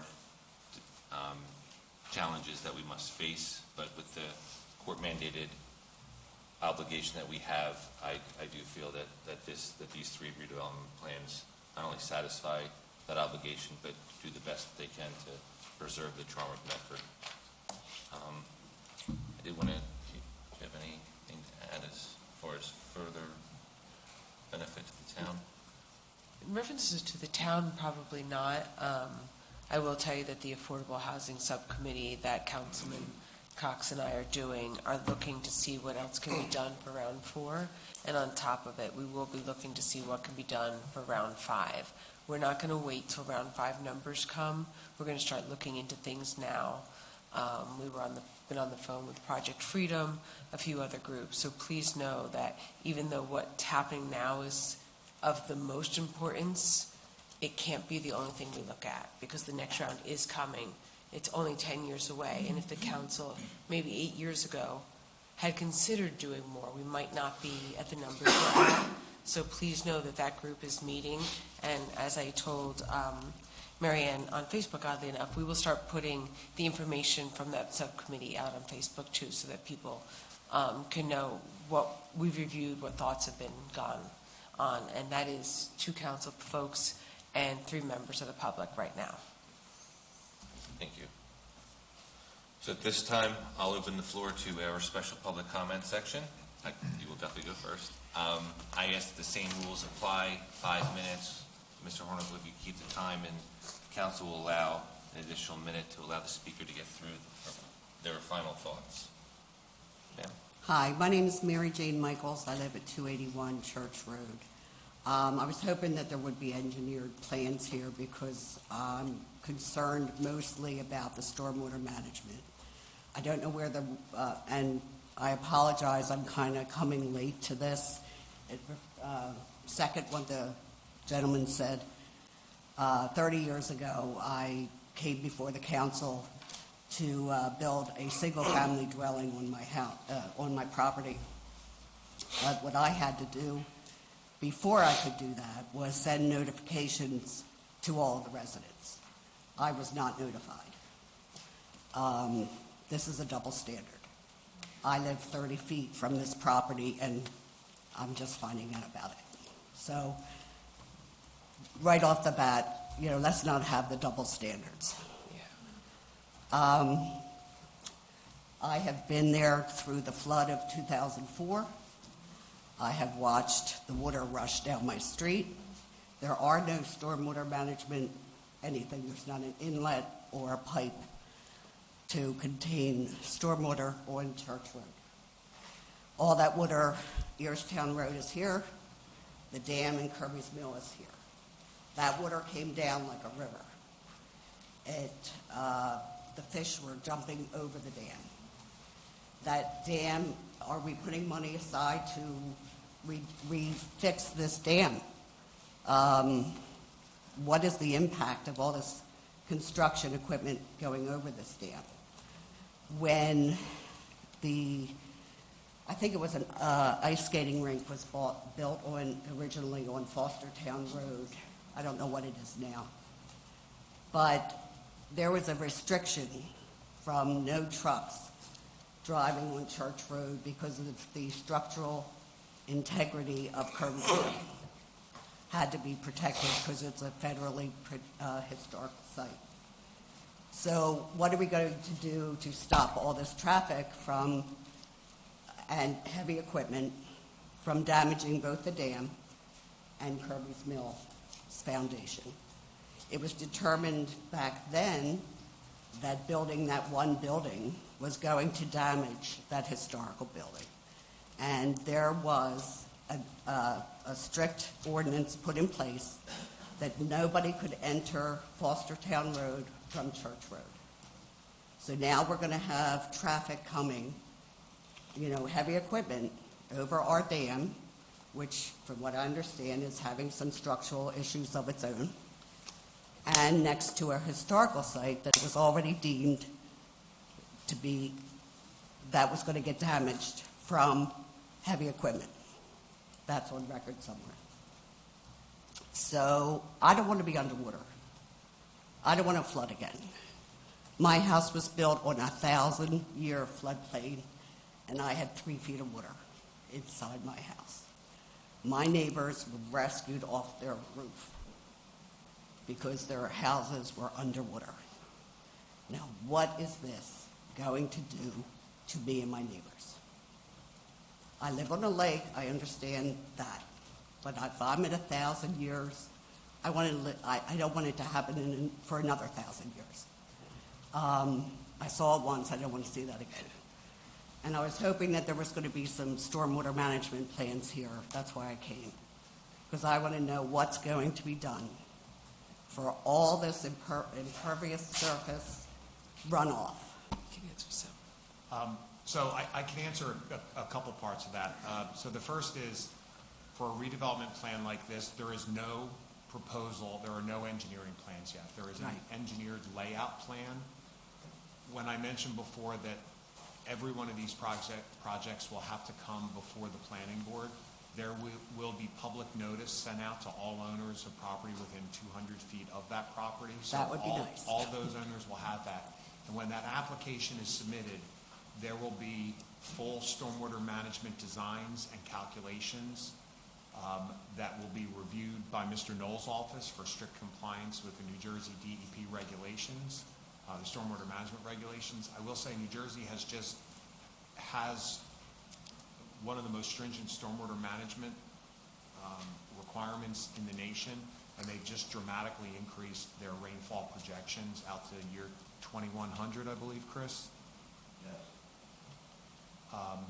So the intent of that is that there will not be any increase in runoff onto adjacent properties, which is why what you'll see is more detention basins on these sites to accommodate that stormwater management in accordance with the NJDEP regulations. They'll be reviewed by Mr. Knoll's office, and also as part of their NJDEP permitting, they will be reviewed by DEP as well. All right, and what about the dam? And the county engineer's office. We'll look into that. If there are any restrictions, the applicants will have to, in the course of their site plan approval, provide traffic studies and traffic engineering testimony. And Will the dam suitability. safety be brought in to get their opinion That's on? something that we'll make a note of, and we can follow up with the township engineer's office. There's no traffic that goes on with the dam. Dam's separate from the road. Oh, okay, so going over the damage to the road over the bridge. It's county bridge, it's county road, it's county bridge. The dam is downstream of the bridge. Yes, I know, it's right there. Yes, you're right there. I know. I know where you're at. Yes, you and I watched the fish going over the road. Then I worry about the integrity of the road that is right next to the dam. Within, Those are all site plan issues, so show up with plan board. will be, I will do. And again, I also think we need to worry about Kirby's Mill. It's a historical site. If it was deemed that it was going to be damaged structurally by that one little building that was going in, obviously was a concern at one time. Maybe we need to do another evaluation of the structural integrity of that foundation. Thank you. Thank you very much.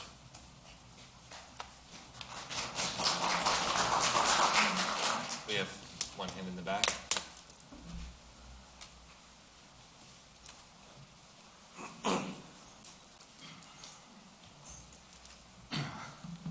Good evening, everyone. Justin Hardy, Christopher Mill Road. I sincerely appreciate the efforts to preserve the charm of the town, all the detail that's gone into everything, and I do want to apologize up front if anything that I discussed is already in motion and I may have missed it. Raising 3 kids here keeps me pretty busy. I grew up in Medford Lakes, in the surrounding town, bounced around the Marine Corps for a while, and then it was the obvious choice to come back and raise our growing family here. Bought our home in 2020. Unfortunately, shortly after that, the low-income housing or development or whatever was placed on Mill Street. We had the COVID considerations for these meetings at that time, so a little weird, but raised my concerns about the traffic and just overall infrastructure. Wanted my kids to be able to enjoy similar things that I did growing up in this area, being able to bike to downtown Medford or just safely bike around the town. And I was told then not to worry about it. And while I don't have any studies or anything like that in front of me, I have a similar experience to what everyone has mentioned here, that it can take like numerous minutes and it's really dangerous coming out of Hoodow to either go onto Himline or onto Taunton because of how crazy the traffic has gotten. So this brings me to these new low-income housing units that I've been loosely following. So again, I apologize if anything is redundant.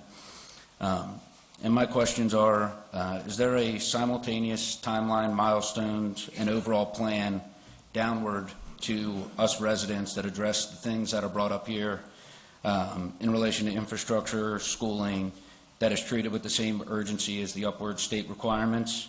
I continue to hear about the upward pressure, to which I somewhat understand, but not really feeling the same sort of urgency to these other things that are brought up. While I do sincerely, I really do, not being funny, appreciate the information towards the development plans, land recommendations, how tall the apartments are going to be, what color the garage doors are. I care all about that stuff.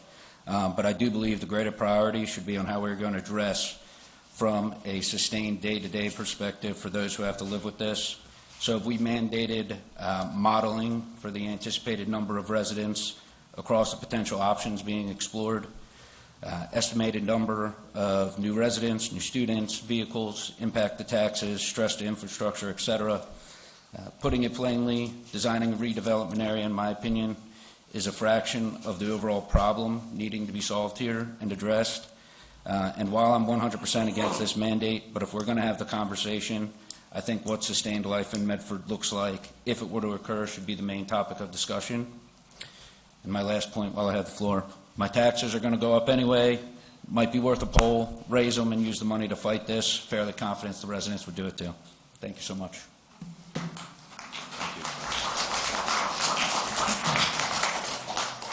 Mr. Hardy, we would like, we're going to answer some questions, your questions. And thank you very much for moving back to Medford and raising your children here. Thank you.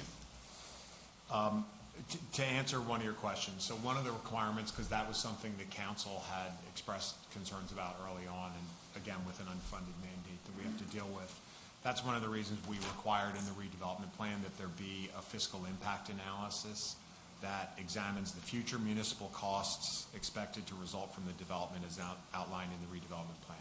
So that actually will calculate the population, the school-age populations, look at what those impacts will be from a timing standpoint through the community, and a comparison of the revenue associated with the new development and the impacts to municipal services, infrastructure, and the like. So that is in progress. That will be submitted to the township before the application is made to the planning board, so the township can really start to plan the best it can to try to stay ahead of the curve as possible. Awesome, thank you. Yeah, I know, simple Marine here, but things are a little bit easier for me if that starts to make more sense to me when I understand the other impacts. And while I get we can't have an exact number for how many people, or even if this is what's going to get passed, there could be different estimates and models that we could look at as a town and assess the impacts for. So, yeah, and all of those estimates will be based on the maximum number of units that are permitted for each one of these sites. That number could drop down at some of them based on environmental constraints or other engineering concerns, but that will be based on those maximum unit numbers of market rate units and the affordable units that were in the housing element and fair share plan, and then again reflected in each one of the redevelopment plans. Awesome. Yeah, thank you. Thank you, sir. And if I may, Mr. Taylor, we were in almost constant contact with the school board, because this is probably they'll bear the biggest weight of this. And I know I'm going to screw it up, but there's a Rutgers calculation for the number of students that would be generated from a particular housing development based off the conditions of that Rutgers number. We know that those numbers were way off for the third round. So we actually had asked Mr. Taylor to work with the school board based off existing developments that were built that of like structure, so that the school is prepared for a more accurate number of students that will come in. We both have students in the school, so does Ms. Councilwoman Milk, and we understand greatly how impacted our schools were. And I just want to recognize Councilwoman Sandemore for being on the school board for 30 years. She dealt with this firsthand. So we understand greatly the impact that this will have on our schools, and we want to do the best we can to help the schools in any way possible. Awesome. Yeah, thank you. As the mom of a Marine, I want to say thank you. And you guys are never simple. Never. Thank you. Yes, sir.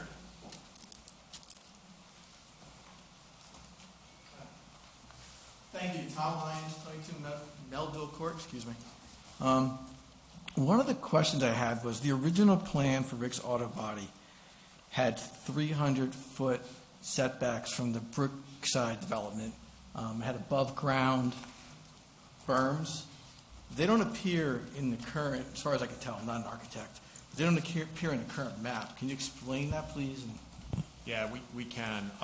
When we started this process, that was one of our first directives, is we obviously have to meet the numbers that were set forth in the housing element, and the directives everywhere were minimum 50-foot buffer, an enhanced buffer of a couple hundred feet, maybe 200 to 300 feet from the existing Brookside residents in that area. In the interim, the DEP has identified that the Atlantic sturgeon and the short-nosed sturgeon are endangered, and the riparian zone buffers associated with any of those waters that flow into the Rancocas Creek or the Delaware River now have greatly enhanced buffers from those waterways to protect it. What ended up having to happen is to achieve the same unit yield, to be in compliance with the settlement agreement and the consent order from the court. There's a little swale that runs through. It's a little farm ditch that runs through the center of that site.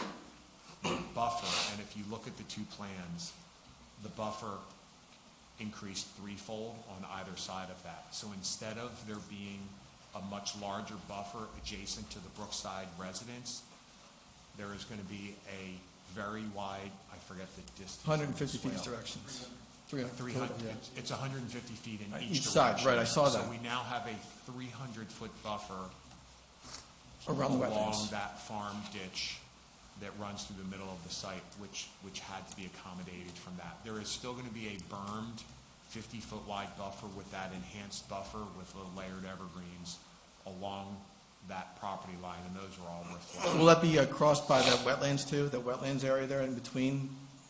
So DEP will generally not permit the filling for the creation of berms within wetlands. No, just past it. There's a wetlands area, and then there's a 50-foot space. If I could show you the map, I could show it right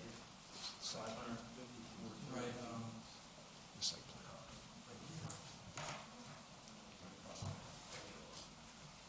Yeah, so and it's written in any of the areas where there are not environmental restrictions, there will be the 4 to 6 foot high berm with plantings through that. Okay. DEP generally will not permit filling within the wetlands or transition areas, and in those areas there will be enhanced evergreen plantings.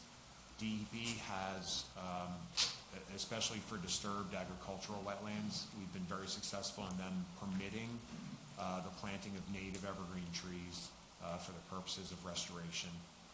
Okay, so they might plant there. But I guess the question is like, so why can't you, this development is really crowded. I mean, those other developments you're building too. You're piling a lot. There's 15 stormwater management ponds on this development. I mean, that's a lot of mosquitoes. You're really densely packing this in. Now you've taken a big swath of it, a football field basically out the middle, wide, 300 feet. You have to take the density down here. Well, as I mentioned a little bit, the difficult part with that is we have an adopted housing element and fair share plan and a settlement agreement and a consent order from the court that says on this site we will provide 48 affordable rental units and a total of 287 units. But you don't. But do you really need to add 287 to get 40? Because that's a function. What's 42? You said 47. 47 times 4 is less than 200. So the answer is that all of the calculations and the bonus credits were set forth in the housing element and fair share plan, and again reflected in the settlement agreement and the consent order. So the phase we're at now is the implementation to carry those numbers through. And I don't know, I would defer to Mr. McGuffin, but I don't know that we have any opportunity to go back and revisit total yields. And just, if I can, one last thing. That whole buffer adjacent to there, it doesn't appear that there are any wetlands or transition areas along that entire length. So I believe you'll be able to have a continuous berm in those concept plans. If you're looking at little sort of figure eights, that was the engineer's sort of graphic depiction of what the berms would look like. Okay. So there aren't actually wetlands. So you will see that berm cross-section from the board. So the one last thing where I just feel a little bit misled, because I've been to these meetings before, is that the thesis was that we approve that these areas need to be declared needing a renovation multiple times, right? And honestly, this is not an area in need of renovation. It's a bunch of cows and the ugliest thing on it, some solar panels. So we did that so we can maintain some control. That was the whole thesis that you laid out, that Mr. Prime, who's no longer here, laid out. But but it seems like the control's lost. If we're just going to, okay, this big swath of the land is now unusable, and now you're saying, well, we don't have control. But I thought we had control. So there are certain things we can control. We were given a number by the state, and we had to mandate and provide those numbers of housing units. We had no control over what those numbers were. We're at a point now where the developers had to redesign their site. It came as much of a surprise and an unfortunate situation for all of us when that swath through the center of the site, which is really farm field now, had to change into an over 300-foot wide undevelopable area along that frontage. I don't believe we have any ability to go back and reopen the settlement agreements to change the numbers for the density, and we really don't have any ability to usurp DEP's authority. Do you have the authority to add buffer space? Can you make these 50-foot buffers 75 or 100? Do you have any authority? Can you do that with zoning? So we have tried to maximize those, and the buildings have even been set back. So the buffer, there is a stormwater management basin that is just past the 50-foot buffer line. Most of those units actually sit back 75 feet or so because we have been pushing to maximize that as much as possible. I will say for those three buildings that are closest to the Brookside residential components, and I should have mentioned that earlier, there's also a limitation that the top of the foundation for those buildings can be no higher than 24 inches above grade to try to keep the profile of those units as low as possible. That goes for those three units closest to Brookside, and also for the two units that are closest up to the intersection of Church and Ayerstown, where there are two units that are reverse frontage up by the point. So those buildings, we did everything to try to maximize those building setbacks, maximize that buffer area without violating the terms of the housing element and the settlement agreement. Okay. But essentially, there will be some raised berms across that whole flank, that whole southern flank, essentially. Absolutely. Okay. If I could, to amend the settlement agreement is not only impractical, it would violate the requirements of the deadlines that have already been established. In response to other gentlemen's questions about, we just cited, understand since a New Jersey Supreme Court ruling since 1975, the state courts have not accepted any challenge to this plan. They've rejected every single one. An effort was made by a number of municipalities to take it to federal court, and you may have seen this past week, the Supreme Court rejected, U.S. Supreme Court rejected any such challenge. After going through the federal district courts, the Third Circuit Court of Appeals, and now the Supreme Court has rejected any claim. So there is no court relief we can obtain from the state obligation. It's already been decided against us repeatedly, and based on the legislature's efforts and the governor's signature, this is what we're stuck with. This and many other things. I understand that. I don't want to take up too much time. All I would say is that I feel like the site is no longer, with this big swath taken out of it, the site has become less usable for this crazy townhouse development. I mean, shouldn't you spread these townhouses around, do some single family? There should be some sort of, I think you should redesign the site overall entirely, and maybe reassign some of this housing in different places. Developers shouldn't, dictate everything that goes on in Medford and the court. And I understand we can't beat the state, but we can fight the developer a little bit. And I would encourage you to do that. Thank you, sir. I want to be fair to the folks that have already raised their hand. I did see your hand, and ma'am, I did see your hand.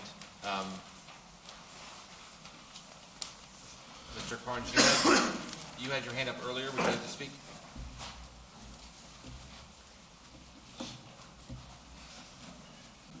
Brian Carnes, 216 Church Road. First, before I start yelling, is council interested in coming out to the farm and seeing this cat sanctuary? It's really cool what we're doing. We've saved a bunch of cats. Brian, if I bring my daughter, I'll own the sanctuary. She'll want all the cats. Dude, what's your favorite color? I got it there I know. at the farm. That's what I'm afraid of. Council should consider coming out, seeing what we're doing over there. We really are making a difference. All right, now I'm going to start yelling. The sidewalk, Mr. Taylor, you talked about, going down Church Road. I got concerns about that. I'm at the 200 block. Are we going to be running sidewalks all over the place? So this is the size of Kings Grant, by the way, what's coming. One shot, Kings Grant's coming. What about the sidewalks and stuff like that? I don't want to beat around the bush. I kind of hate people. Are we really going to have sidewalks everywhere where now people are walking past our houses on, say, the County Road 541? And like I said, I'm at 216 Church Road. I don't even know how you guys would do a sidewalk along there unless you're going to take a little bit of our land off the front. Is that an answer I could get? Yeah, I can answer it. So the answer is the ordinance currently, so the RSIS requires sidewalks in conjunction with all new residential development. The Medford Township ordinance requires sidewalks along site frontages as projects are developed. The board generally looks at the character of the community, what it looks like, and there has been some waiver granted on planning board applications over time. So what might happen at a certain location over time? But generally speaking, the studies bear it out. Where there are sidewalks, less people get killed walking on the shoulder of a roadway. So what happens is generally within existing right-of-ways, when projects come in to get developed, the boards evaluate the appropriateness of sidewalks in those specific locations. Okay. So sidewalks are coming. Right, can I I don't know, And I think it's crazy. Do what you guys did to Willows, man. Drop it out of the sky like a parachute and close it off from the entrance. Because, there's no sidewalks at the Willows. There's nothing.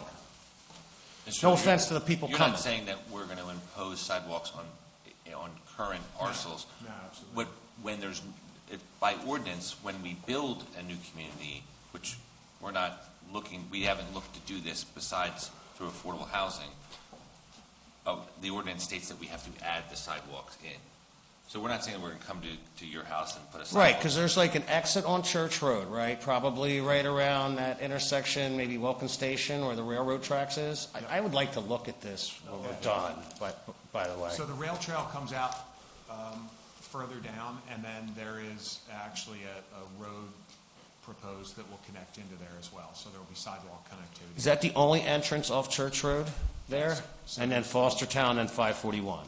Yeah, so there is, to the Trollinger Stonebridge site, there is one entrance drive off of Church Road and two off of 541.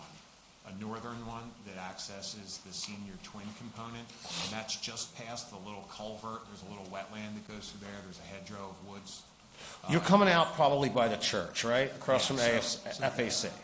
There's kind of two entrances, one a little further north of the church and one a little bit south. Both on each side of the field, basically. Yeah. Something in that area. Yep. Okay. And is Horton the builder for everything? Like, is it one builder that's getting all three projects? They are the prospective redeveloper and contract purchaser. This is a big deal for them, man. I would put pressure on them to help with the schools, the public works.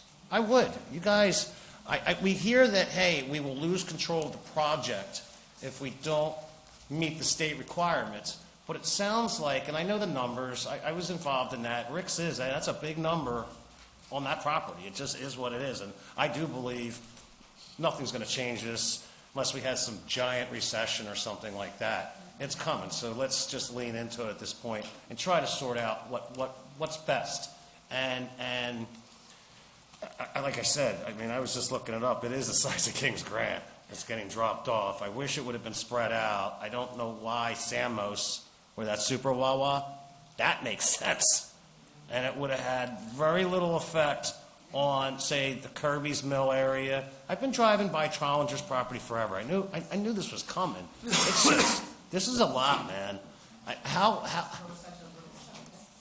Right. And I'm sorry, you have all the time you need here, right? Yeah. But we did originally have a third, or even a little bit more than a third of this project. On 70, right? On 70, on Lafferty. So that last minute challenge. How come they couldn't? Does anybody know why they couldn't get that deal done? What's the? There was an issue between the landowners and the contract purchasers that could not be resolved, and the township had to provide to fair share that the sites were available. And because those parties couldn't come to terms on that, the town could no longer justify. We couldn't count it in our number. That it was. Well, I keep hearing that every town's doing this. I don't know of any town in the county that's got 3,000 new residents coming. There's nobody in Burlington County, right, that's going through this. I know Morristown got clipped, but it seemed like they got ahead of it. Let's just face it. The old guard here, this is a real setup. Ran it right down to the fourth quarter. We're out of time now. We're out of space. The one land falls apart. I don't know why we didn't go to Samos, but we went to Rick.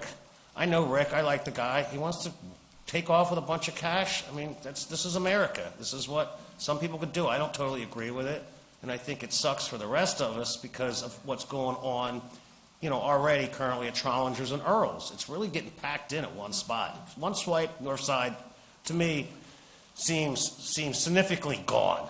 I mean, I know we were talking about round 10, but what's left for round 10? You know what I mean? And I can respect that, Deputy Mayor, that we're already talking about it because we're taking a lick in here with the fourth round. We really are. But I do think you should put pressure if this builder is getting all these tracks at once. It's got to be. I've heard $500-600 million. He could help us build a school. You're going to need it, I think, immediately, right? Pretty much right off the bat, we're going to need a school. Squeeze the builder, man. We used to do it in the past where you would see, look, we'll make it easy for you. We'll push it through. I don't know how this works with this. I know I hear that they're protected, but I do think that there's ways to make this builder give them something and get something back for it. Otherwise, we're all here holding the bag. All right. Come see the Cats, guys, man. I got to tell you, it's a good thing we got going on there. It's the best thing I've had. It's going for a while. All right. Thanks, guys. Thank you, sir. And Mr. Carnes, that is one of the items that we discussed at the last subcommittee meeting also, as basically kind of talking with the residents about the wish list that they would like to see us go for the prospective developer for. Yeah, I think you need to beef up Public Works. Yeah. They need more support. I mean, obviously, with this coming, you're going to have to grow all the departments, and see if we can't get something with the schools, because I think we're going to get hit a couple $1,000 tax increase, one shot. It's coming. And at least get that builder. That's where the fiscal impact study that Mr. Taylor has referenced is really the most important thing for us to look at once that. We're going to know the numbers ahead. Yes, exactly. Yeah. It still doesn't change it, though. It's coming. But at least we'll know. Yeah. All right. Thanks. Can I ask a quick question? How does it work with Hortons? How is it decided that that's the builder? And I don't. So I would defer to council or mayor on the selection. Yeah, I wasn't here. Oh, I'm sorry. Okay, I'll give it a shot. Yeah. I think the public. Yeah. So. Well, I think they'd like to know too. Yeah, definitely. And I think the crux of it, as Mr. Carnes mentioned, is these are negotiations and I'll say dealings between a private landowner, the gentleman that owns Rick's Auto Body per se, and a contract purchaser, which happens to also be a developer. So, if there was an imaginary piece of land that was used to be a farm, that landowner can sell it to whoever they want to. If they, I think we would all hope that they would sell it to another farmer, let's say, or we would have enough funds to preserve those lands. But one of the mechanisms they can use to financially benefit from that land is to sell it to a contract purchaser in hopes that that parcel becomes used for the next round of affordable housing. So, and I don't know the dates of any of these things, but the property owner can sell it to whoever. They can sell it to Lennar. They can sell it to another U.S. home. They can sell it to whoever they prefer, their choice. And we have to deal with the owners of these properties, whoever they may be. And they're always. And in this case, I believe Horton, whatever, may have thought ahead, may have purchased these properties at a better price. They may have offered more money than some of the other developers. And there's little the township can do. We're not condemning any property. All we are doing is designating them for affordable housing and developing a redevelopment plan. And we have to deal with whoever the property owner selects as their to sell. And they all pick the same one. I would imagine there were financial reasons for that. I assume that was based on the offers that were made by the developer, but we have no idea, and we really can't control that. Okay, thank you. Yeah, these parcels were brought to us. That's correct. We didn't seek them out or the builders. And that is one of the reasons we've requested a copy or verification of contract of sale between the landowners as well as Horton, because the Township Council has not undertaken any type of RFP or anything like that in terms of selecting a redeveloper. But that's why that confirmation or contract copy has been requested. Yeah. And I believe, And received. Thank you. Right? yeah. Or do you feel that we're in receipt of confirmation? I believe so. I believe we did receive something from a notarized verification from legal counsel from Horton about that. Yes. Thank you. Can I take a picture of that real quick? You can take it home when we're done, Brian. I had two. Jessica, would you like to go next? Ma'am, you'll be next. I keep saying we need So, slides. Brian, I think they will, we've sent a copy of that to the township this afternoon digitally, so I think that and the redevelopment plans will likely be uploaded to the town's What's in the binders there? website. That's the actual redevelopment plans themselves. So each one of those is for each of the 3 sites. God, I'd love to see one of them, but I'm sure I can't. Jessica Stashowski for our 5 Butler Court. One of the things I just recommended before the next 12th meeting, is there a possible way we could get a screen so that we can see Mr. Taylor's beautiful exhibit? Because I know many people here probably can't see it. So is there a way that we can project it a little bit better for the meeting? I know at planning board meetings sometimes we have screens. Yeah, I think we should use projector more. Yeah. It works for the school board. Right. I think so they can see that it would be a little bit more beneficial to them. So one of the things I know I had been asking for was the site suitability that was supposed to be submitted by February 1st. I know I had asked previously Mr. Prime, I asked Mr. Hornigal at a meeting, I submitted a NOPA request, and we were told the developer's working on it, we haven't been provided this information. The 4 reports are now on our website, and when I looked at them, 3 of the 4 have a September date. Yet, nobody in the town was aware that this report was done. That's a little concerning that everybody's pointing to somebody else. And finally, Mr. Knoll, I believe, asked for it, and we got it last week. But I think there should be a little bit better communication about asking for something that was due in our mediation agreement.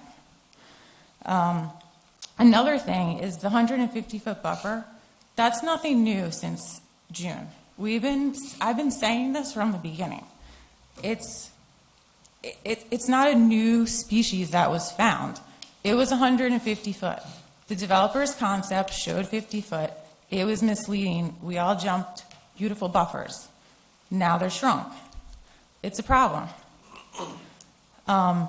Regarding the affordable plan, I'm assuming these 98 10% reductions came from the Flying W, which was a round 3 project. And I'm assuming we just amended our plan and that Flying W was in it. So I'm assuming if we have environmental constraints again, we can amend our plan again. So we're not just stuck with this March 15th. We are not. We do have options to amend in the future. Correct. Right, the initial, we have to adopt, get our immunity, but if things come up, we can pivot. And I'm sorry, I don't mean that we'll give you all the time you need, but we have not, for the record, yet pursued amending the round 3 Flying W plan as of yet. But that is. I'm sure it's coming. It's on the table, yeah. So Just for the record, it has not happened yet. Right, but this was a round 3 project, so obviously if you're going to be amending it, it's a possibility to amend these plans. Yeah. One of the things I had a question, I know Mr. Knoll was on site to do the test pits recently at Rick's Auto, and I know the developer has not submitted their wetlands LOI map yet, so there's not a delineated wetlands necessarily right now. There is the GeoWeb layer at the moment, which we have to assume that's the wetlands, that's what they said it. Was there a map provided for these test pits, and were any of them located in that layer? And if so, was a GP12 obtained before we did the test pits on site? I haven't received the report from the test pits yet. So No, but the location. we were out there physically there. I know where the location is, but we don't have a location map yet because I don't have the test pit report yet. So I'm assuming no, so we didn't verify that we weren't doing test pits in a wetlands area without getting GP 12. You have to talk to D.R. Horton about that. I have no indication that they were in the wetlands area, especially since the groundwater was 8 to 10 feet from ground level.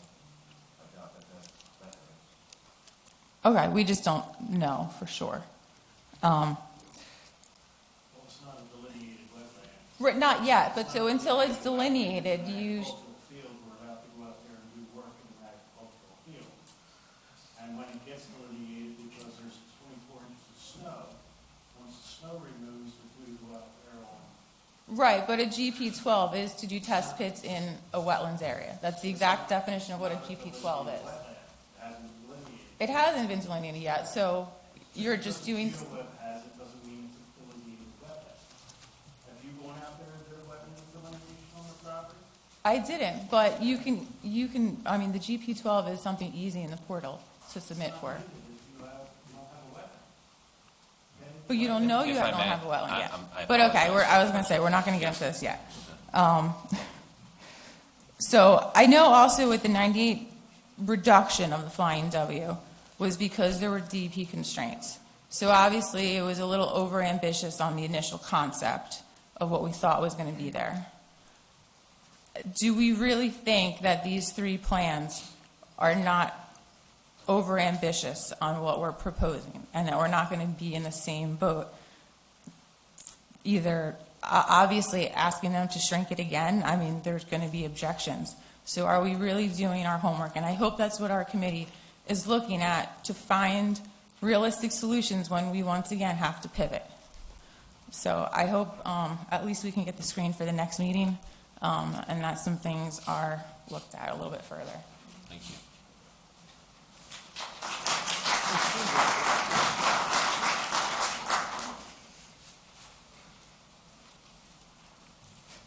Claudia Cardell, 13 Chaucer. I'm in Brookside. I've been coming to the planning board meetings, and when these plans first came out, we talked about redevelopment, as Mr. Lyons stated, that this is the way to go. We're going to have a lot of,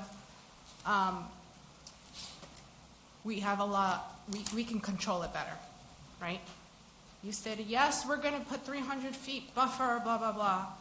And as he stated, now it's 50 feet, okay? Many residents have come up here and said, we're going to have a problem with this site, but yet nobody listened, okay?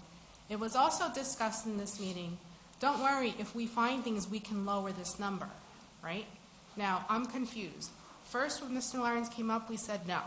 Now, when Jessica said you can amend the plan, right? You can amend the redevelopment plan after it's adopted by ordinance. You can't amend the settlement agreement before you adopt the redevelopment plan. So this is a settlement agreement, like so? There's a consent order executed by a judge as to the number of units that are required and the plan that has to pass to meet that number. That's what is before the court at the moment. The township is trying to meet that obligation based upon utilizing the redevelopment plans. Right. And if we adopt it by March 15th, we have protected ourselves from a zoning challenge from a developer. And our obligation is 171 units. Correct. Correct. That's 171%. 48 on this property. Correct. Right. So now we are putting 280 plus. So you're saying we cannot amend the 280. We've stuck and said, regardless of what that number is, it's going to be 48. So that's satisfied, right? But we decided to squeeze in all these things to give the 50-foot buffer and take away the 300-foot buffer when we've been talking in here, and it's been said, even by our old solicitor, don't worry, if we find something, we could shrink that market rate unit number to keep the aesthetics, to keep the buffers, and now we're saying no? So I was not involved with the creation of the housing element and fair share plan. We have control over a lot of things. The numbers, as Mr. McGuckin indicated, that are in the housing element and the fair share plan are part of that settlement and the consent order. That includes the market rate units and the affordable housing units. And the affordable housing. So all of the earliest plans that we saw had a 50-foot buffer on either side of that ditch essentially. When did that change? Because what's on the website is your new one and your 300-foot buffer, and we'll discuss the 300-foot buffer in these meetings. Understood. And our earliest direction from Mr. Prime, who was handling this, was that buffer needs to be 200 to 300 feet through there. I know a large project that we're working on for the city of Trenton, the day that we hand delivered our permits was the day that DEP enacted, and I think it was late fall or early winter, the increased riparian zones. I don't know the exact date of that. I think the developer would have preferred to keep with the first plan. We have control over a lot of things with respect to the design. The proportion of affordable housing and the number of units is something that is part of a contractual agreement with the Fair Share Housing Center, the court, and the developers. Also, any DEP issues are completely out of our control. If for some reason when they do their wetlands delineation to get their letter of interpretation, if the wetlands are 10 times worse than anybody expected, we will have to amend the redevelopment plan. There will likely need to be a reduction in the number of units out there. We're relying on a preliminary site plan, which is based on some preliminary investigations done by their engineering consultant, because we had this date forced upon us that by mid-March we have to adopt these plans. And all of the towns, we're doing this for Wall Township for a lot more units right now. And we're doing it based on best guesses and everyone's estimation of where that wetlands line is. In some areas, some things may have to shift. This line was presented by the developer's team and saying, our environmental consultants are saying, we have to do this. They would have preferred to actually go with the older plan that had the larger buffer to the Brookside residents. So I don't think any of us are happy about this change, but it's predicated by what DEP is going to require for the riparian zone setback from that ditch. So once you submit, we can go ahead and lower the market rate units if we find something and they cannot build on it. If they can't build because of DEP regs or anything else, then they will not be able to build a number of units, and we will have to address the making up those units. No, because in the plan we put the 48 affordable units must be built regardless if we take down the market rate units. That is correct. That is correct. So then, again, The number of affordable units for the overall settlement have to be achieved. correct. And if they cannot, because of DEP requirements, meet the obligation to build the number of units they want. then They yes, want the or the 48 that we need? There's a difference. They want the market rate units, Of course. right? They are, as Mr. Taylor expressed earlier, that's the maximum number. It could be reduced based upon all of those factors, the environmental constraints or anything else. And those numbers could be reduced. That's the maximum number we're allowed under the redevelopment plan. And if they can't get it because of environmental constraints, they can't get it. That's correct. Okay.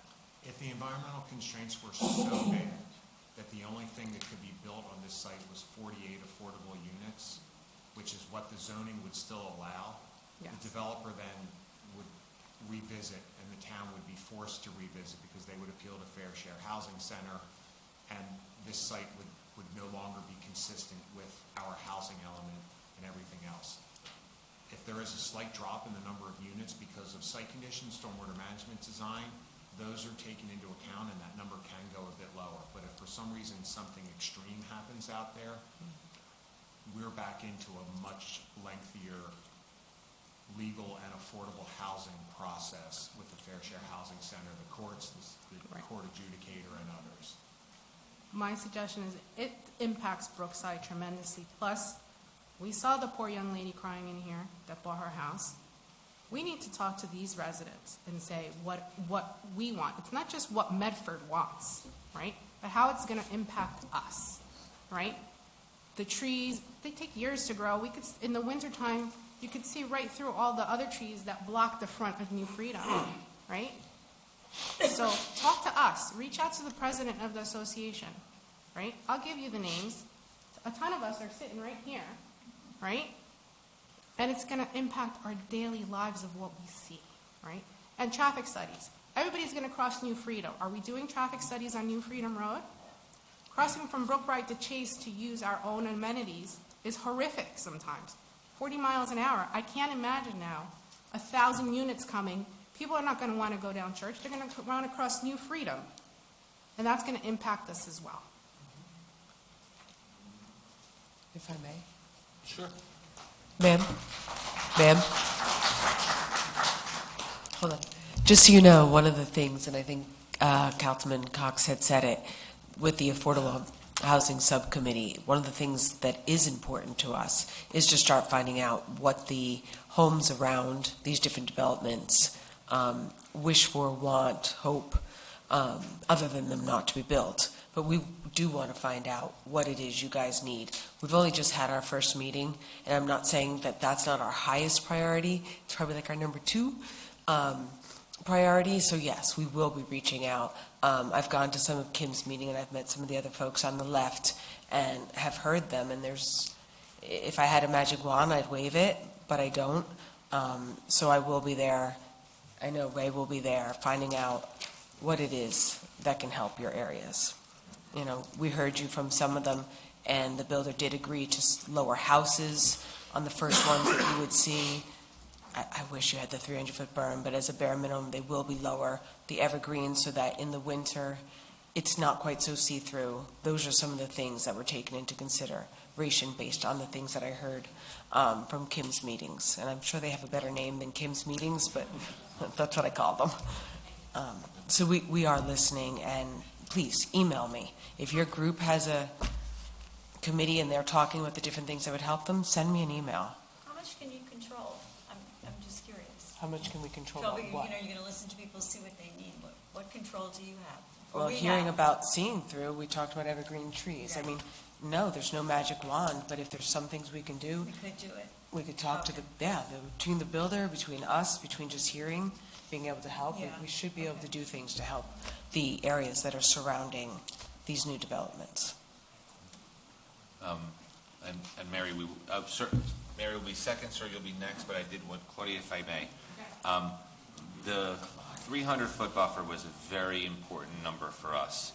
And I hope everyone understands that was, the density could not be changed because there still was enough buildable land currently to put all those units in. It just shifted the plan. I'm sure if you correct me if I'm wrong, but from the corner of Brookside is a recreational park, and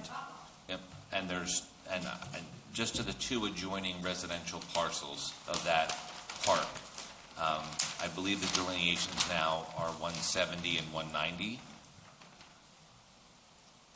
Is that correct? Yeah, from the closest. The closest corner. Residential lot. Yeah, to a building is 170 feet. Yeah. Around the corner, and then closer down to Melville, to that home that has a swimming pool, the closest unit is 196 feet from their back corner property line. And extreme consideration was put into the 3 buildings adjacent to Brookside, and with that swale that now runs through with its 300-foot buffer, it actually creates upwards of an 800-foot vista from the backyards of the fellow neighbors of that park as you go north. These aren't great things. I'm not saying this for any fanfare. I'm just letting you know that under the current conditions that were all put in, and the map as it lays out, I feel that this is the best possible solution to satisfy our obligations by March 15th. And then, obviously, if wetlands comes in with even further restrictions, that's where we'll have to look at it and amend potentially. And I think that just real quick because of that. Yeah, sure. I think there was a lot of confusion, right? Because none of us are experts in this. Yeah. But in the last 3 meetings, it was drilled to us, redevelopment. We're going to get the 300-foot buffer. That's not going to be able to change because it's going to be a redevelopment. You rezoned it, we lost a 300-foot buffer. So that's the mistrust and the So misinformation if any that of gets that- out there, right? If any of that comment came from me, we are able to control a number of things better through redevelopment than just through a standard black and white zoning document. We cannot control the number of units out here because of the court mandate and because of the settlement agreements and the consent order, and we can't control what DEP may do. Those are two of the things that we can't control. But all the things that are shown in the plan, the amenity areas, the design and the composition of the buffers and all those other things, and I encourage you to go on the town's website and look at the redevelopment plans.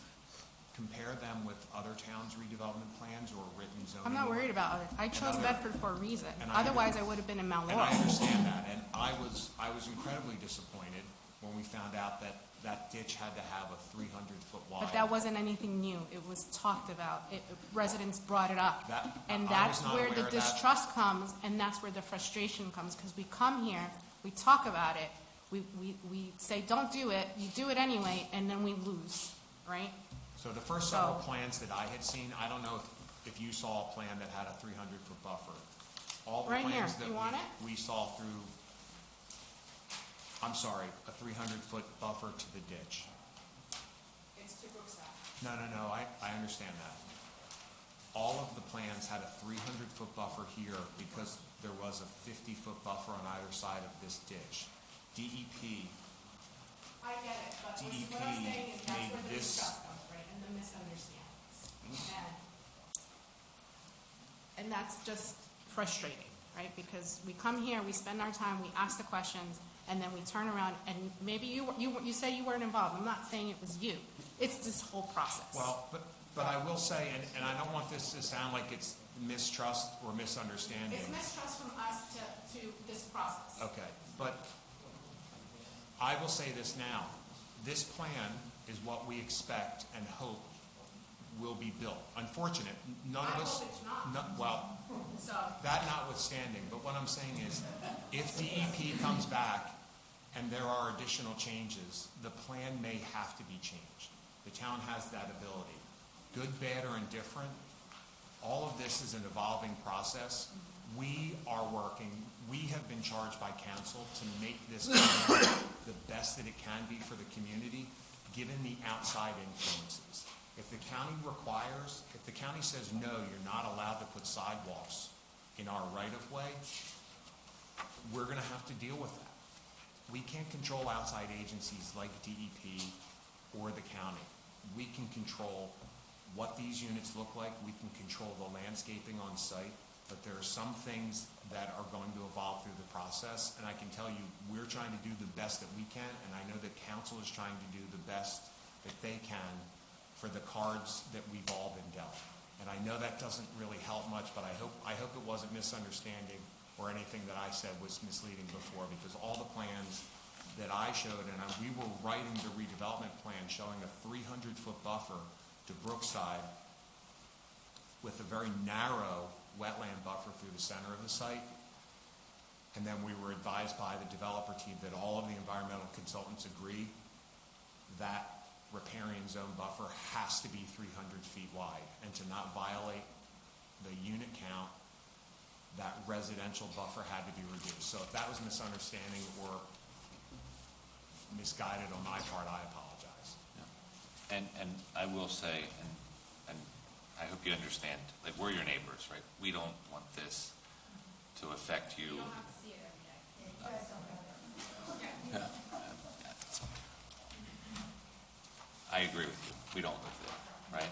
But we do live in parts of towns that have been affected by development. So I hope you understand that while we're not your direct neighbors, our homes have been affected by this, our schools have been affected by this. Clearly, you're bearing the burden of that, and I am deeply sorry for that. To Mr. Taylor's point, when the Rick site was, I hope I'm using the right words, amended in mid-June from the Lafayette site to the Rick site, there was a very short window of time already under massive constraints. And the hope was to have that 300-foot buffer, and with knowing that the riparian zone was 50 feet at the time. We are dealing with the best possible situation that we can deal with right now.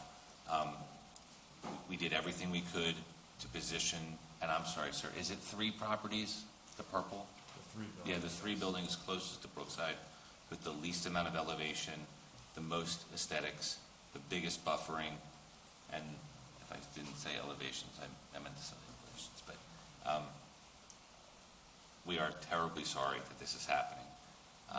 But under redevelopment, we have these capacities to make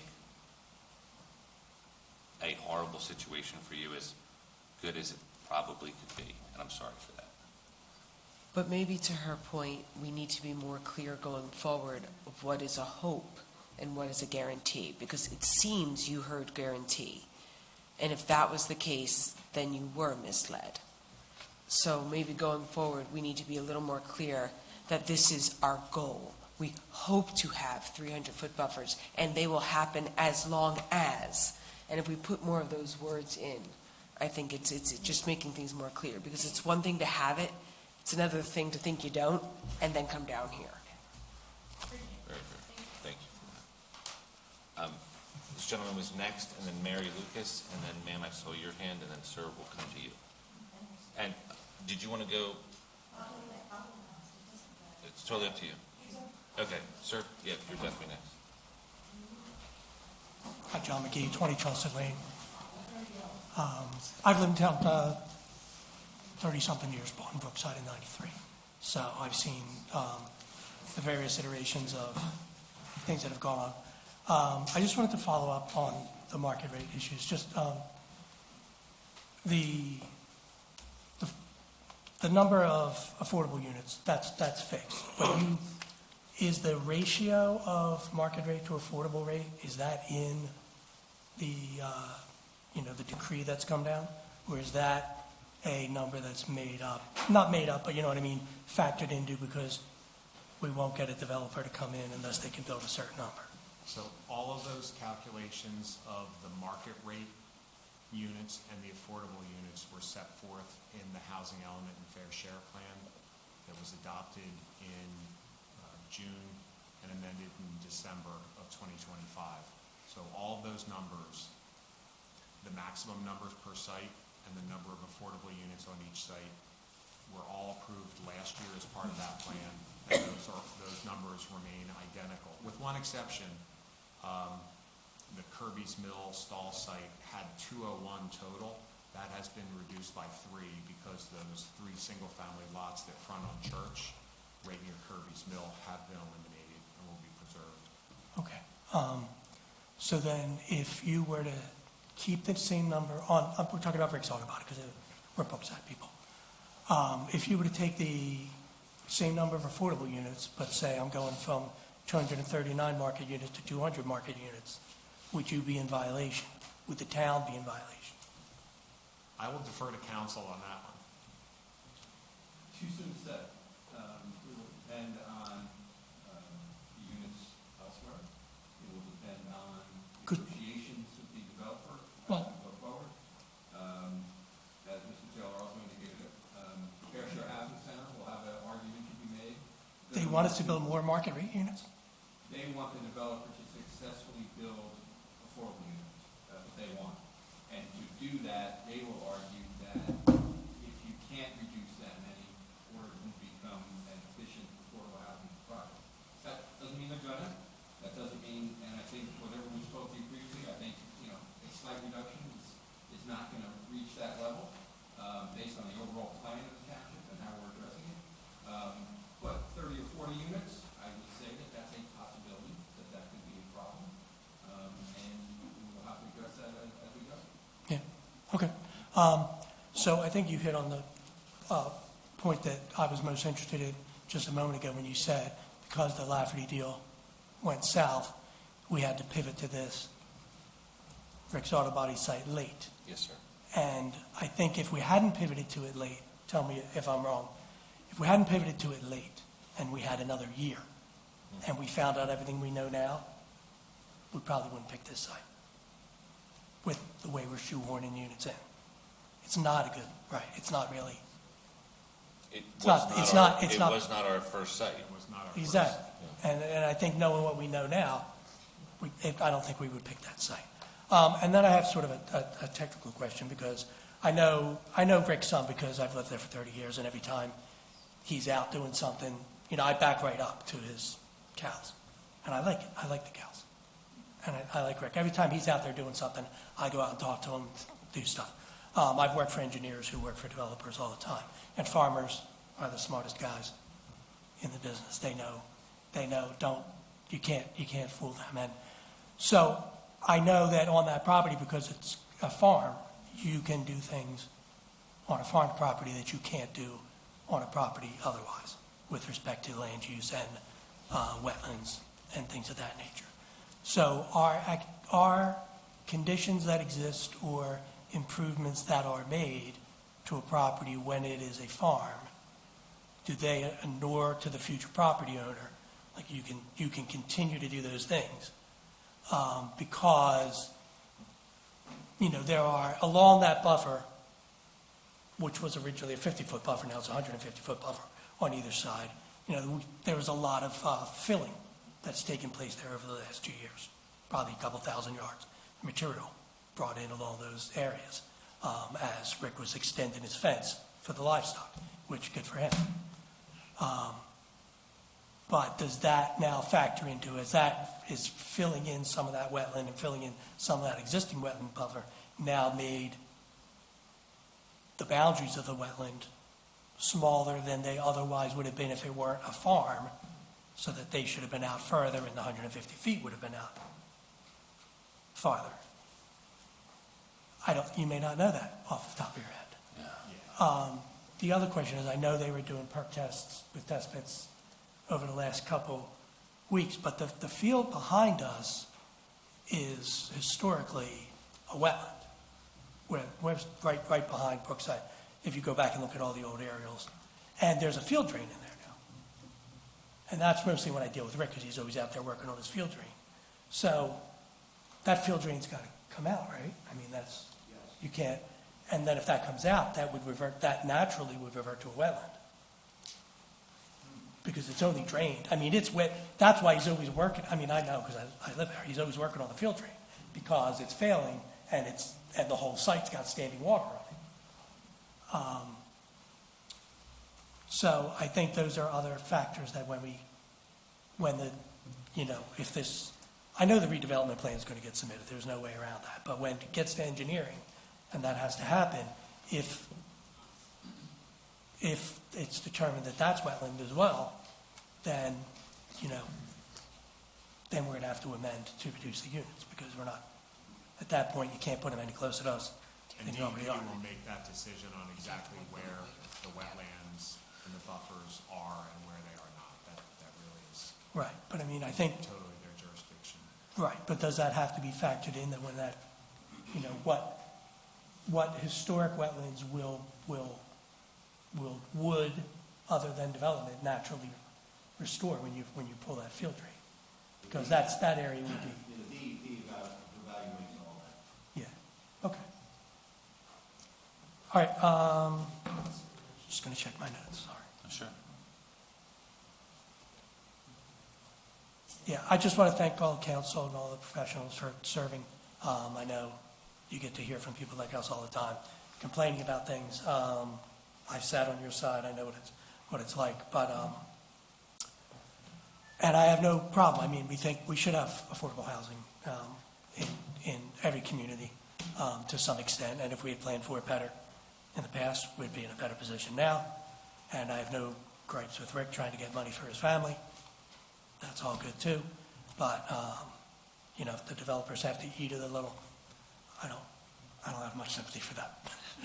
Thank you and good night. Thank you, sir. Yes, sir. Mr. Taylor, I'm sorry, I do have a question, though. Looking back, listening to everyone, and just looking at the numbers again for Rick's site. So Rick's site, we're required to have 48 affordable units, correct? So my understanding of the process has been for each affordable unit, the developer is permitted to build for market rate. Am I correct in that? So our office, I would have to defer to Mr. Knoll. His office prepared the housing element, and that's where all the calculations and the ratios were established. My concern is that with Rick's, it seems that we're far exceeding the 20% set aside for the affordable units, with the total number of units being at 287.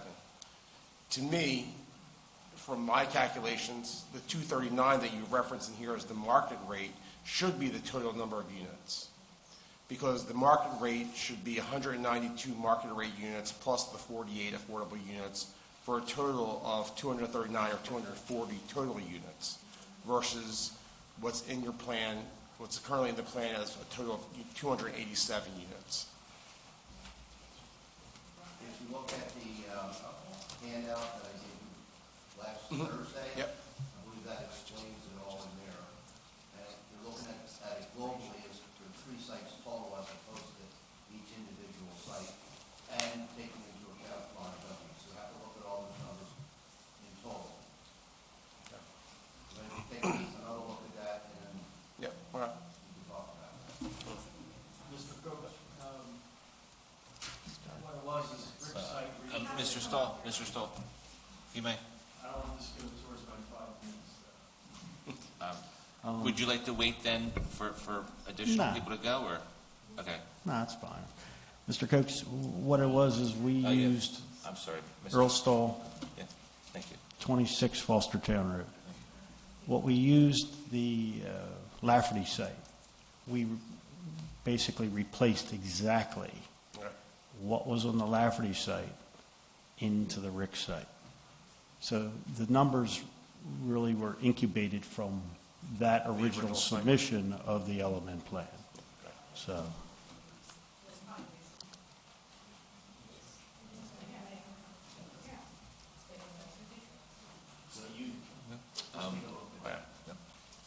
I do want to go back to the order of Mary Lucas.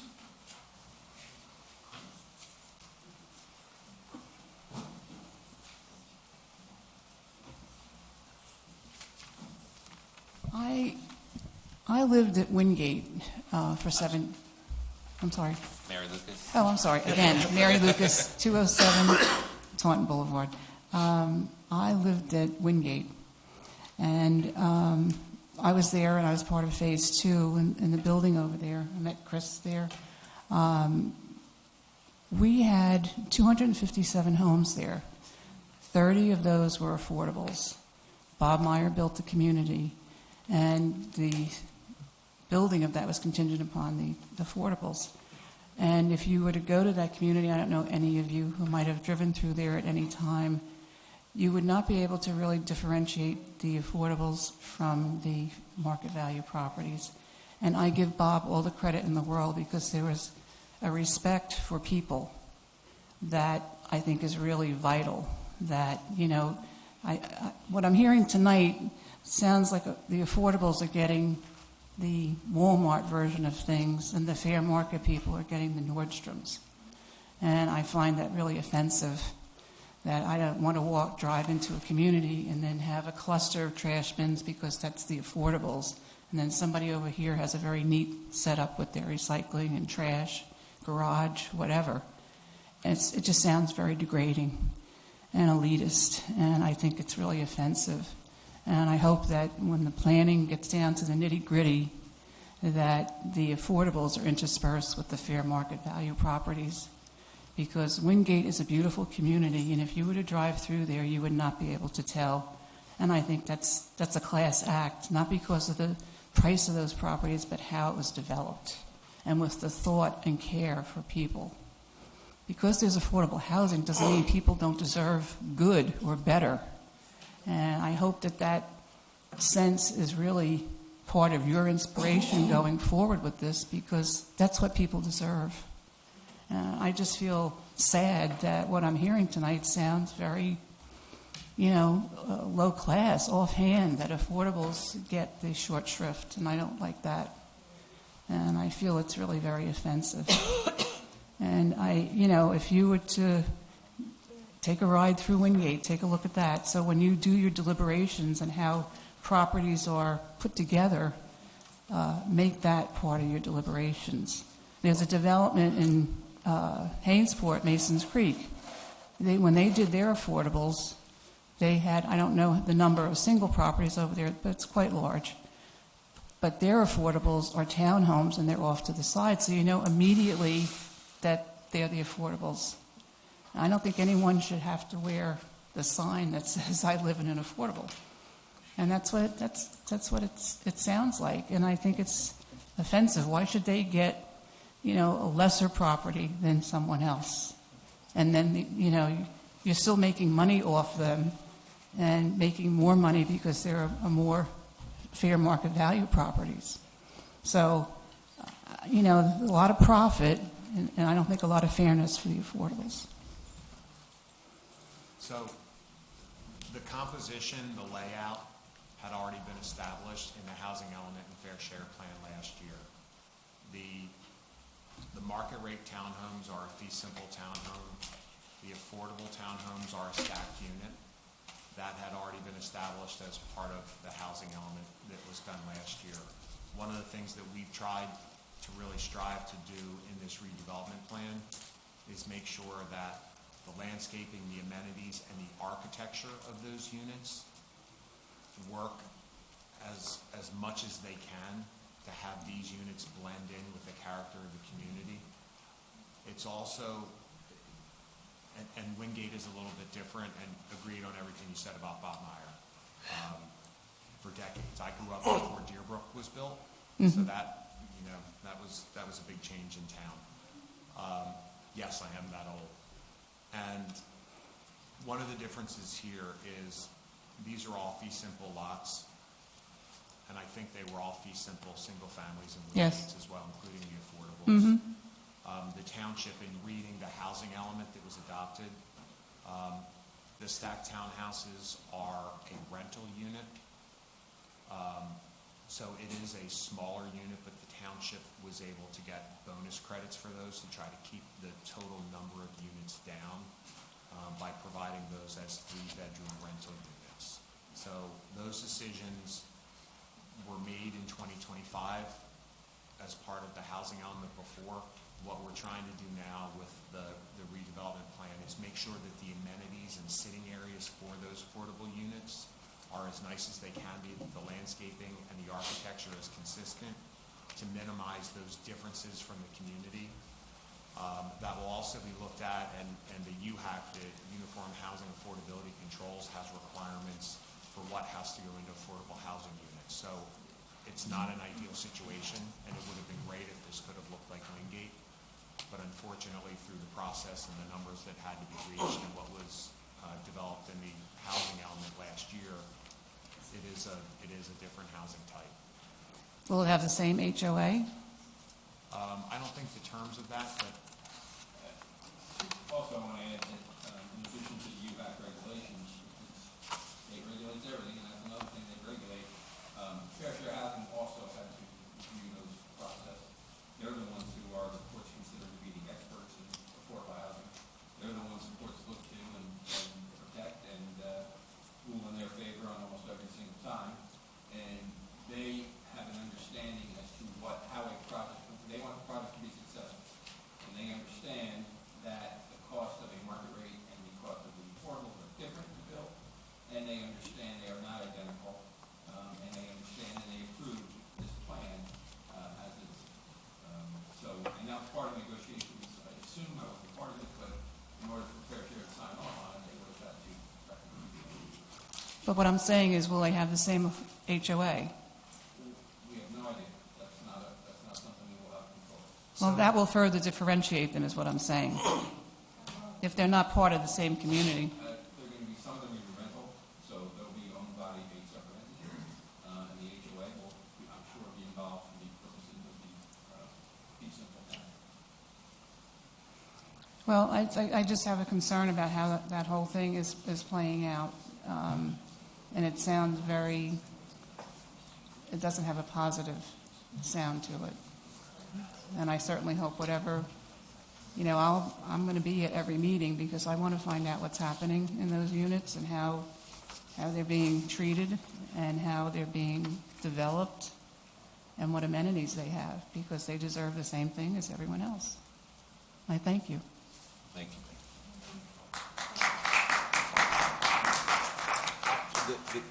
Ma'am, you can go first, and then you'll go next. Yeah, the lady behind you was next. I'm sorry. Hi, Kelly Svensson, 19 Chaucer Lane. A couple things. First, this actually wasn't what I was planning on, but you had said it's rental properties? One portion of one of the projects. Okay, because quite frankly, just to back up on this with what Claudia said, just so you know, we absolutely were told there would be that 300-foot buffer. And quite frankly, it comes across as extremely duplicitous that there's now a change in this. And now we also have been sold that they would be sold. And now hearing that they're rentals, which quite frankly can change how people are going to value the properties. So it just became a bit more concerning than it was when I walked in the door. I am curious, though, with the 48 required that are going in there, and that 4-to-1 that is, so we've already discovered that the number's higher than it needs to be. We also have been told from day one, if you live in Brookside, that that's wetlands. I mean, even 21 years ago when we moved in. Have I ever done the studies? No, to address that. But we have been told that, and we've also been told by our neighbor, Rick, that one of the things is that they have wetland issues with that property. And again, that's neighbor talking to neighbor. So take that as it is. But my point being is, if we realize that it's wetland in there and we suddenly needed to move everything, and we've gone from 300, as we were told it would be, to 50, and we have these extra in there, why, quite frankly, can't that little clip of land, we go back and renegotiate with our developer and say, we're not doing that now? I mean, quite frankly, everything's negotiable. And that's us willing to play nicely in the sandbox with everybody, because none of us like this. But we also realize what we have to do. So, we're not at the ratio that we have to be based upon settlement and all of the agreement that we're doing. And, to the point of the affordable housing, it should look the same, because if not, it suddenly becomes more of a little dribble of low income. And suddenly with hearing rental in that thing, it's coming across as that. And it's very disconcerting. So that would be my biggest thing, like, why can't we go back when we know that we have a difference of 240 to 287, and we have that area that we've always been told is wetland. We were told that we were going to have that 300 foot. Why couldn't we go back and negotiate that point and get our 300 buffer? It probably makes some of us way more happier than we're feeling at this moment, and it just feels like it's a relatively easy thing to address. One more thing. It's funny because I'm not sure what the timeline is. I see this, and somebody has done a lot of work, and I respect that, and I respect what all of you are doing. And then I hear we still have to have studies come in, which I'm like, wow, that's a lot of money and time spent without even having the studies in place. And I understand things have timelines, so I get that. But one of the things that was said was, well, we're going to do sidewalks so we can integrate the communities and they can go downtown. No one in their right mind would ever want a child crossing Route 70 to go downtown. So it seems also like an excessive expenditure that could be put into moving things, buffers, things that would actually help us. And that's basically it. Thank you, ma'am. I'd like to address some of the topics you brought up, if that's okay. Of Because you still course. have some time. I don't want to take your time. But Mr. Nolan, if you could just give us a 30,000-foot view on how the numbers I'll use the word discrepancy between the affordable units and market rate units on RICS translate back to all the other projects. Because I think a lot of the residents are concerned that we're building additional market rate homes than the set aside needs to be. So if you look at the fourth round share plan summary, there's 788 units being developed, 149 are affordable. If you take 20% of 788, it's 157. So that's why I said you have to look at globally. There's actually 8 less units than the 20%. It's like 18.5%. So, and I definitely understand as a resident of Brooks, I'm sorry, you're a resident of Brooks. Correct, yes. That you are being disproportionately impacted by the amount of market rate homes on the site adjacent to you. We are, because I understand the numbers of that, but that's kind of almost disrespectful to the residents, because you need to have a certain amount, and it's 4-to-1. So let's play fair within the geographic area of that 4-to-1. That only seems fair and respectful. And I definitely understand that. And one of the challenges that have been brought up is we had no intention of utilizing RICS for this round. When Lafferty fell out, we needed to take the exact number of units that were set for Lafferty, and move them to RICS, which is why you're seeing the overlay that you're seeing now. And why it doesn't fit. Because we were just grasping for something, it doesn't fit. And I don't want to misstate the date, but I think it was the December 31st deadline to, forgive my naivete here, was to adopt the fair share plan. Well, and one must wonder where something fell through between the contractor and Lafferty, which it probably was about money, and now we're moving to another site. So, I mean, that within itself just makes everything feel not forthright. It just, like I said, the 300 is the thing that kind of set us all off, where this is extremely duplicitous, because we were told, we truly were, and there can't be this many people from one neighborhood saying, like, we were told that it would be there. We were kind of like, it's not the greatest thing, but we want to play well with everybody. We're going to keep going if you're okay. And I understand that. And this is not concession by any stretch. I just want to the plan as it's laid out today, with the 300-foot buffer of the, what are we going to call that, Mr. Taylor? Wetlands ditch. Now that that's required, the closest to any residential property, not necessarily, not even a building, but the corner property closest to the park is 170 and 192. Because there's that open vista for the remaining residents along that side of the parcel. Again, I'm not saying that this is a good thing, but there is an increased buffer greater than 300 feet. It's about 800, I believe, is the number. So we understand it put a lot of constraint on primarily the two neighbors closest to that corner park. They are bearing the brunt of this wetlands increase, 100%. But that wetlands increase did not, it kept the number of units required in the fair share plan. We had to allow for that number of units on this parcel. And I know that's not a great answer, but I'm just, that is where we are at. Right, but they've moved the plan, so why can't those additional be moved to the other parcel? And I know I'm out of time. Yeah, and that's okay. Most importantly, I do want to thank you for your time. I do appreciate no problem. I do want to, if you're okay, you had brought up the trail, and like what logic would anyone use to bring children to Route 70? Yeah.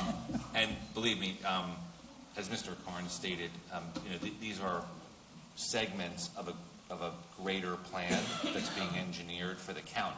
So if you're familiar with like Atlantic County, right? There's a trail that runs through all of Atlantic County, goes through Linwood, Northfield.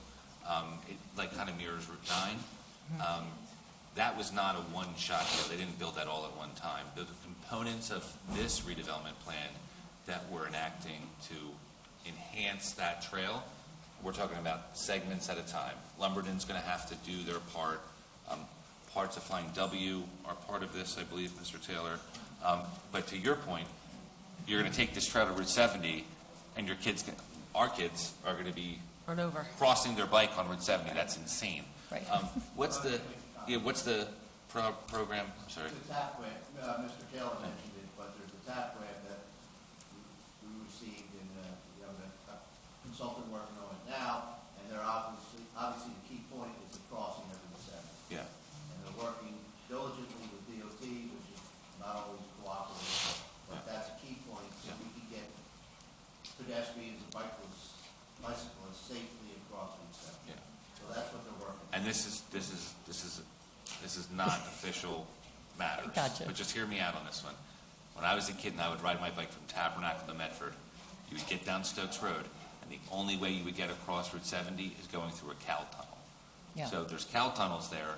It's not that we're going to use those. There's possibilities to connect the village to the residents of our new neighbors and our existing neighbors, you as well, to get you safely from the north side of Medford into the village. Those are parts of this plan that we are not discussing today, Right. but are clearly on our minds. We're not going to make kids cross Route 70 on their bike. We're going to do everything we can to provide a safe access from these trails into the village in due time. Okay. Yeah. All right. Again, thank you for your time. Thank you, ma'am. Yeah, we had one every. Yeah. Okay. You would have to speak into the microphone. I'm so. Okay. Go right ahead. Go right ahead. No, go for it. Go for it. So my question is. And just your name. Karen Moranti. Okay. Holly Drive. Yeah. I also live here in Taunton. But my question is really a comment to Michelle's comment earlier about looking at Medford 10 years down the road. You know, I was born here, my father worked on many environmental issues. Our young family was cared for by this community, and I moved back here to retire. Some friends thought I was crazy. Taxes are higher than where I moved from. But my point is this: if we were to look 10 years down the road, the hell of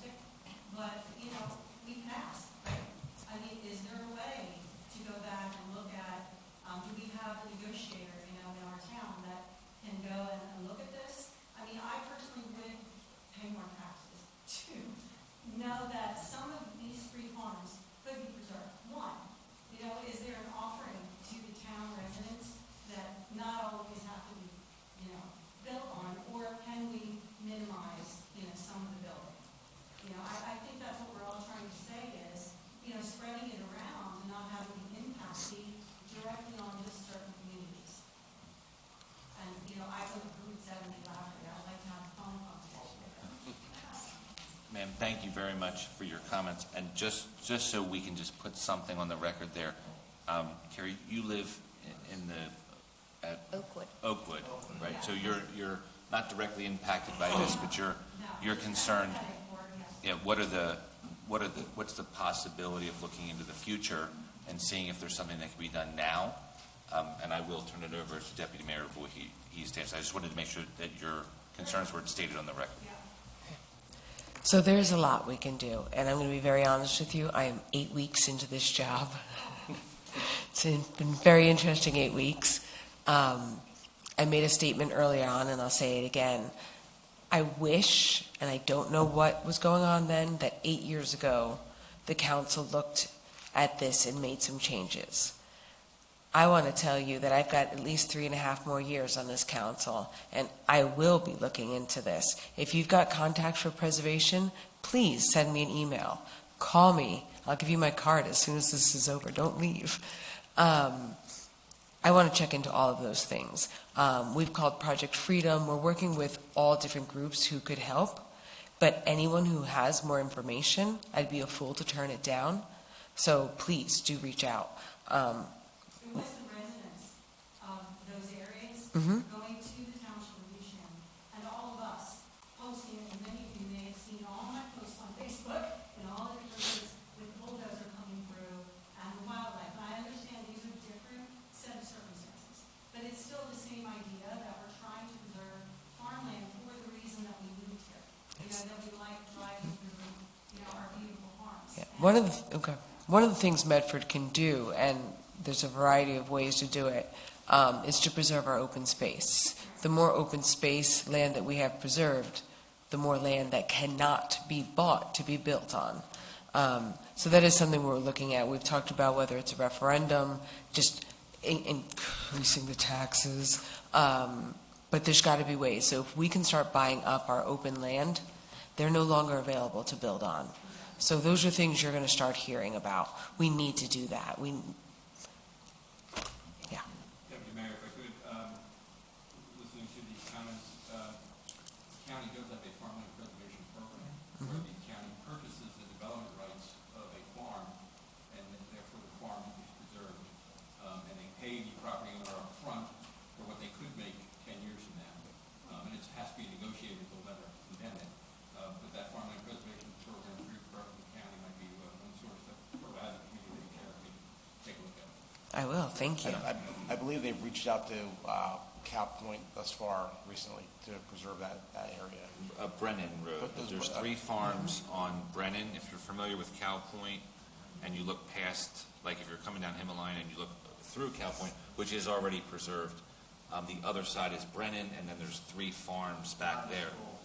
Dan? How do we get our farm on that list? I'm just curious, because we actually have a legitimate farm with real land. You should go to the county commissioners meeting, Brian. Yeah. Seriously, how do we get on that list? I think you can reach out to the county administrator's office. You guys be the supporting role behind us preserving our farm? We're gonna cover this, Brian. I promise you. I should have said it when he wasn't. So the town gets purchase for open space in December for our partner. Yeah. So we as Medford taxpayers pay a municipal levy that covers our bills, but we also pay an open space tax, and that money is funded, is put in a fund to buy and preserve either open space rights or open space land. Cow Point was one of those properties. The property just last year was preserved across from Johnson's Farm. There's a mechanism there to utilize county funds in addition to our funds of open space. But to your point, ma'am, and I'm not going to say that you said it, but I'll second you on this one. I would probably pay more taxes too if it meant that we could preserve more land to not have these things happen in the future. Right now, we are at the top of our open space levy cap. We would have to go through an ordinance process to increase that. I'm only one member of council. That's something that I would like to see happen, just so we would have more available funds. And or some of the private funding like these are just Yes. Yeah, we should use every mechanism possible. And the work that Mr. Hornicle has done with his team to, I want to call it update, but really set straight the Rossi recreation open space inventory. There's many issues if you've been coming to council meetings. There was people's homes on open space that shouldn't be mapped that way. So all that work allows us to access more of our open space funds, allows us to be reimbursed by the county, or is it the state? I'm sorry. Green Acres, excuse me. But to your point, if our goal is to preserve, then we would have to increase the open space tax rate, so we have more funds to then multiply into these farms through preservation or building right preservation. I think Indian Acres is the same way. Right? We bought the building rights to Indian Acres. Historic preservation, open space. Yeah. So that is a number one goal of ours. And I didn't catch your last name, but I was given this book. It's called Through My Eyes, The Story of Robert Bende. It's a great book. I think there's only 12 copies on the planet, but a good friend of mine who's in Rotary, I'm in Rotary as well, gave me this book. And I don't know what chapter it is, but page 52, it lists the people that you're referring to. Yep. So thank you for your comments. Okay. I'm going to go to her first, then Megan, I'll go to you next.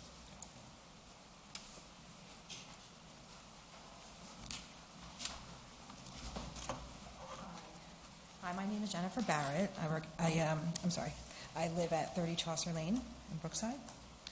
So I wanted to just ask if more information has already been given about any kind of barriers other than the trees that are being planned to be planted.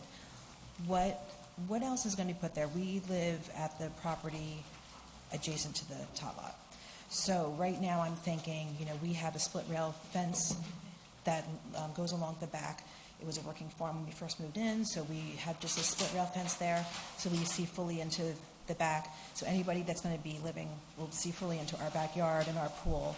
So we are right there on that lot, right next to the tot lot. So of course I'm concerned about people seeing into our yard, as well as kids walking around the trees that are going to be planted there. Are they going to possibly go into my yard? Are they going to go into our tot lot? I'm just wondering if anybody has mentioned anything about any other barriers other than the trees and physically walking into Brookside. Mr. Taylor will answer that, and again, ma'am, I apologize. We didn't ask for this to be built, and we're sorry you're bearing the brunt of this. Okay. Mr. Taylor? So the redevelopment plan is, as we mentioned before, it has a continuous buffer that is 4 to 6 feet, and there will be evergreen trees planted on average about 12 feet on center, and then with masses of shrubs continuing through that area. A portion of the site has a stormwater management basin that is shown, which I think probably backs up outside of that buffer near your home, and that will be fully fenced, so there's a little bit of physical separation there. I'm sorry, can you describe that again? Stormwater management basin. So you're next door to the open space tot lot area. The tot lot, yeah. Are you closer? Which side? The pool. I'm on the right side of the tot lot. On the right-hand side. So you have a swimming pool over that? Yes, I do. So you have a 4-foot high fence? We just have a split rail fence. I don't know how, I guess it's 4 foot. You can fully see through it, and that lines the old farm there. So there will be a solid planted buffer and a 4 to 6 foot high berm. That creates a little bit of physical separation. But there really wasn't any contemplation of fencing this entire development in. That generally doesn't happen for a lot of subdivisions that are constructed. Some of the units have the ability to fence in their yards. That's just as you've done. But there really wasn't any discussion or contemplation of separation. So it would be my responsibility if I did want to put up a fence all along the backside there. I would have to do that myself. Right, but it's, if you wanted a higher fence, then you would put a fence. Okay. I mean, we have a vinyl fence going around the front and the sides of our house right now, but we were told back when it was a working farm, we had to be the split rail, which made sense. But now, so we're responsible to now fully do the vinyl fence that'll match the rest of our fencing. I mean, only if you want to fence your property. Well, I mean, I'm going to have kids walking into my pool. I mean, it just seems like I'm going to have to do something to protect ourselves and protect other kids that are going to be roaming around. I don't know if I'm thinking of this incorrectly, but I'm just thinking the You're reality worried is about it from a liability standpoint. Someone could access your pool. Right. Yeah. Right. No, from all these new, no. We've never had a problem with our own development. People don't roam around back there. It's just overgrown. It was a farm, and now it's becoming a forest. But there's going to be a lot of kids roaming around my backyard and our top lot. So I feel like maybe something more than a row of trees. I mean, I expected at least the trees, but I feel like there's got to be some other physical barrier. I know. Well, yeah, exactly. Like any trees that are going to be put in, or any other kind of barrier.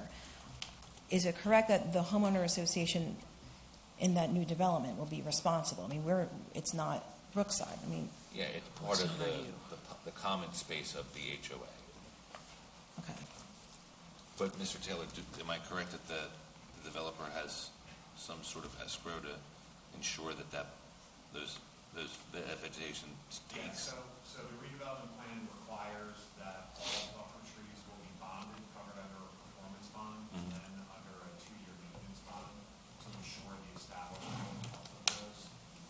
One of the things that we could do would be have a discussion with the developer, particularly at the time of site plan approval, but we'll mention it beforehand, that maybe for a small section there where there's a close interface at Brookside, perhaps some rail fencing or something similar that comes off of their basin fence could be done to create a little more functional separation. I mean, right now, it's Exactly just what I the put away. electrical fence that, I guess kept out the Angus cows from coming in. I mean, there's really not much at all other than, I don't know if that electric fence is staying there or not, but there's not much preventing anybody. It'll be gone. So now there's really no prevention from people walking on. All right, I just wanted to make sure that people are, thinking about this, and it's going to be something that will be part of the plan and not just discussed, but something solid will be put into writing. Okay? It will be discussed, 100%. Okay.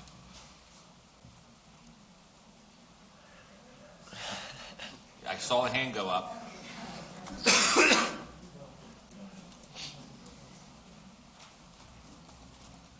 Hi, Megan Monty, 265 Church Road. So the question that I have is for you, sir, and in reference to the agreement that the courts have accepted, is there any legal method to potentially amend it so if need be, the amount of units at each property can be manipulated if you find that during the process it's appropriate?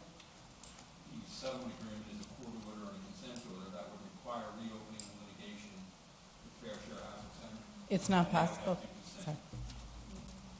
They would have to consent. Okay, so a second consent order or an addendum? Fair Share would have to consent to that, and they would have to agree that they would be willing to do that. If it were appropriate because of, the process of unfolding with, As I indicated earlier, if it's 3 units or 4 units, that's one thing. If it's 40 units, Fair Share is likely going to complain about that, as would the developer, and the courts would not likely side with that. and would the developer pay each of the landowners proportionate based on how many units are actually built? Between them and the property owner. Is it a deal that is essentially composed of all existing properties, 3 being looked at as one? We have no control over the individual contracts that the developer signs with the property. How they do it or what their price is and so forth, we don't know. Okay, thanks. Thank you.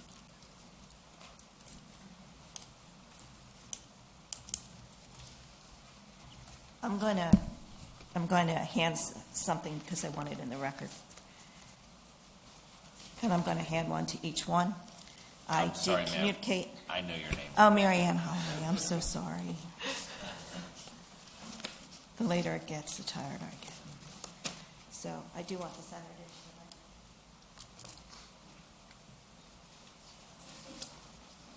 in. I did communicate with Ray and Michelle earlier. And we can pass those out if you like. Just give us the bundle, we'll pass it out. Pass it around.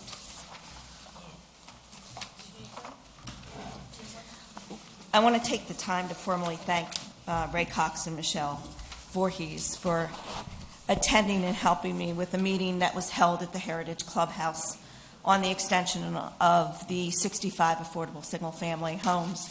We had over 100 people in the room. It was a very productive meeting, a little chaotic at the end. I am getting phone calls continually every day. I have an estimate of 59 people that sent back their letters, considering letter of intent. I would like to have a audit, well, some type of checks and balances that my 59 is you don't have more or you don't have less, so nobody's missed. I want to put this on the record. And I have done some extensive research on the applicability of the extension of single-family deeds to the fourth round requirements. It appears on November 6, 2025, the Uniform Housing and Affordable Control, I think Mr. McGuckin is calling that now UHAC, were updated, the updated 55:80-26-1 in March of 2024 that governs the time, at the time, that it was signed into law, NJSA 5227D 313.3B and NJSA 5227D 311112 and NJAC 5:80-26.1 took effect November 6, 2025. There is some new wording in these statutes. The November 6, 2025 is a very important date. There was a time frame that when this legislation was put through and voted on and passed, that there was a time frame of 9 months for implementation, and that as long as the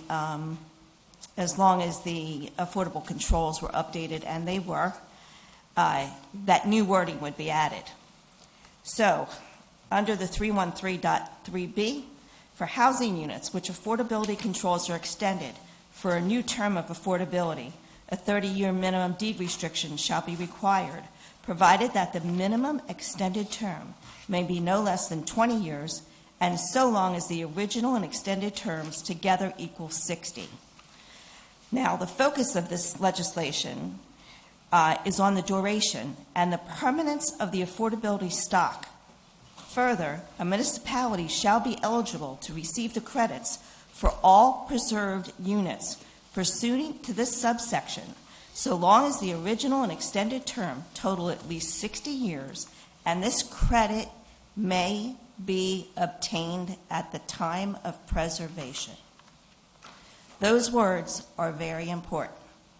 For your review and to make sure you have complete information and all the wording, I'm going to send you an email. I have sent it to Michelle and to Ray.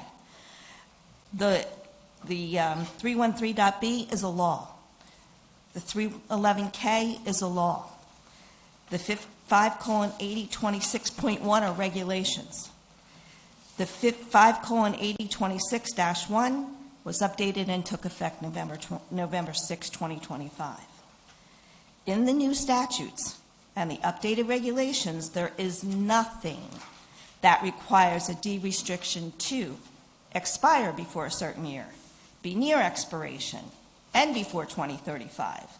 And any claim of a cutoff year would require specific statutory or regulatory languages that does not exist. At this point, I have to be direct. It appears that the current solicitors have not provided the update and accurate information regarding the timing of the applicable credits for the extension of the deed restriction. It is clearly stated and unequivocally that the credit is obtained at the time of extension. Now, there was another paragraph that I was going to put in here about, Ms. Holloway, we're going to give you all the time you need. I just want to let you know that your time is up. but you will give me the time. We'll give you Thank more. you. Thank you. I appreciate it. So I was going to ask, but it seems like it's already happening, that the DCA needs to become involved intimately in Medford. It appears that we can no longer solely rely on the township professionals. I'm sure that many are questioning why time and time again township professionals have not been forthcoming, forcing us to continually search for real facts and truth. It's frustrating, and everybody has said it time after time after time. My final request, and this is a big one, and Mayor, you know this, concerns an audit and posting to the state of New Jersey's website of an inventory of all the affordable units in Medford, including group homes and governmental subsidized assisted living units. They do qualify as affordable units. The mediation agreement specifies that this was supposed to be completed by February 15, 2026. Can you please explain or determine why the town has been so resistant to the audit? The continuing refusal over several months to comply with numerous requests and now failure to comply with the mediation agreement is creating unnecessary doubt and distrust when this does not have to be the case. I hope to obtain answers as to why this has not been done. My professional knowledge is, if it is done, that there might be more units that would be accounted for, lessening the amount of required new construction. I hope I'm wrong. I want to thank you all. I took time to give you that breakdown, and I took time to read the whole UHAC, all of it. 47 pages. And outline it. And what I am finding is that as I dig for the truth, that these units, and Michelle and Ray can attest to this, the people in those affordable homes had no idea what was going to happen. What I walked into, I knocked on 65 doors myself. I got the people to come to the meeting, and I was grateful for the help. The importance of extending those units, now that we know that they can be credited to round 4. This is what I want to ask. Instead of our professionals telling us why we can't, how can we get them to find out how we can? If we have to be the test sample for this and the wording and what's happening with the legislation, then let us be the test sample. I understand that DCA is going to be a great resource. I was promised that I would be allowed to attend and ask the questions of DCA. I'm hoping that that's upheld. I feel over the year that I have been coming here that it's been a constant seek and find, and there's a term called hide the cheese. And it's been that way, and I want to compliment one thing. Mr. McGuckin, I want to say thank you. You're the first solicitor I've sat with in these meetings for all these years that has allowed the council to rule the town. You have given legal advice, and I appreciate it. You have not tried to control, and it's refreshing. So I have listened to the excuse after excuse after excuse. And they are excuses, they're not reasons. I filed a formal objection with Fair Housing months ago. I handed the environmental objections to every council member, and I don't know if it was January or December. You may not, the new council members may not, and I will give it to you. Was it ever discussed? Was it even looked at, or was it thrown in the trash? We knew as a town, prior to that 300-foot required buffer, that was going to need to happen. They haven't addressed the eagles, the bog turtles, the wetlands, or the impact of the watershed. There are Pinelands regulations. Pineland stops in the middle of Route 70. There is a legal mechanism to extend the Pinelands requirements over to this. Ma'am, I thank you for all that you're sharing with us. Mhm. That was 10 minutes.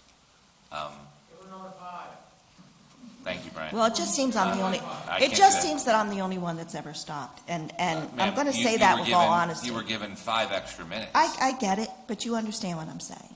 But I I appreciate it. don't, because I gave everybody else 5 or 6, I I appreciate- gave you 10. I appreciate it. I So, appreciate it. we will address some of the concerns you brought up now. Mhm. But just to be fair, that was 10 minutes.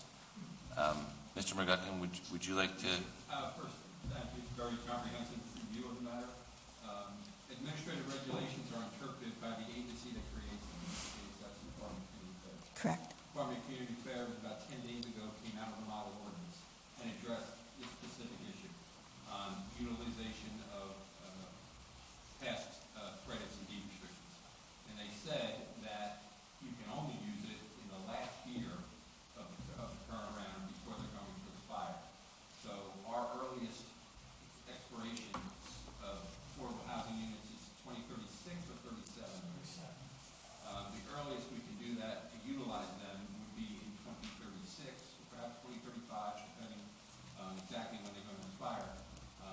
And that would be for prospective use only, for round 5. And that's the DCA's interpretation of their own regulations, and that's their model ordinance that they're proposing that the courts are going to approve. So They're that's proposing why it. we came to the conclusion that we did, that you cannot do it at this juncture.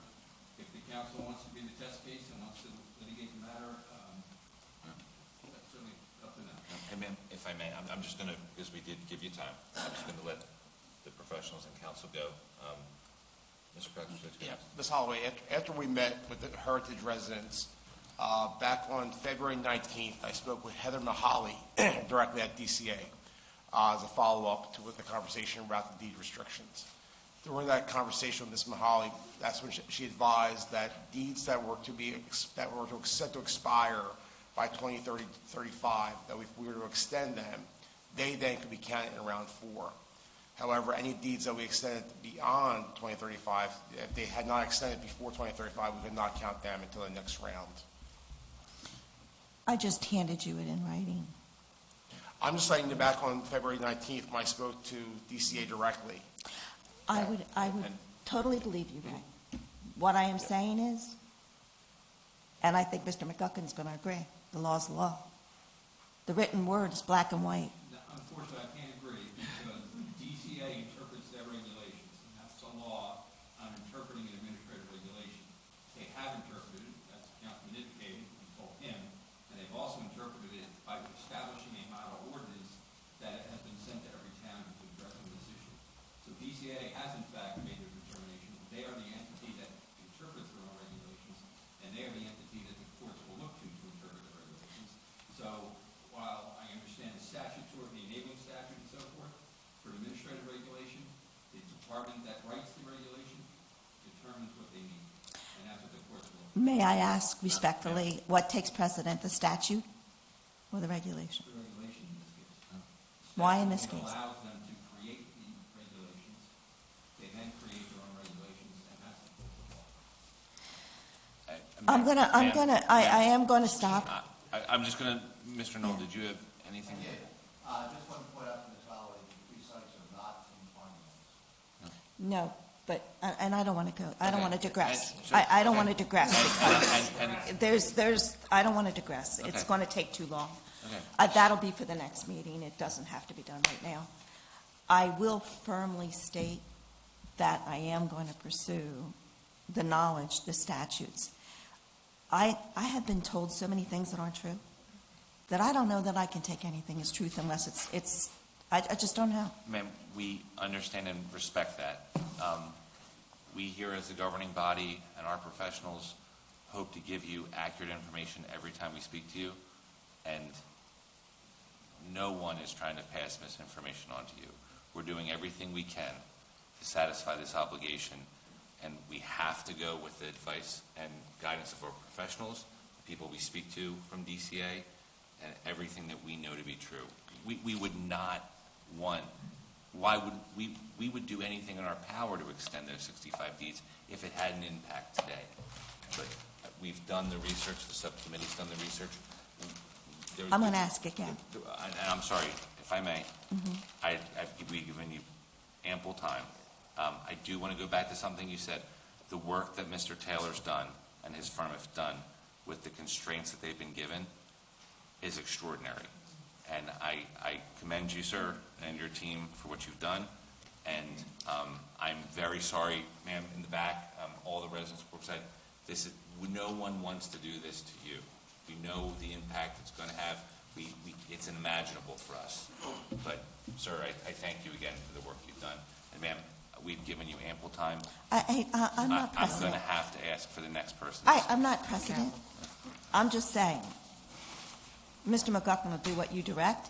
I'm going to have another conversation outside of this with the Affordable Housing Committee.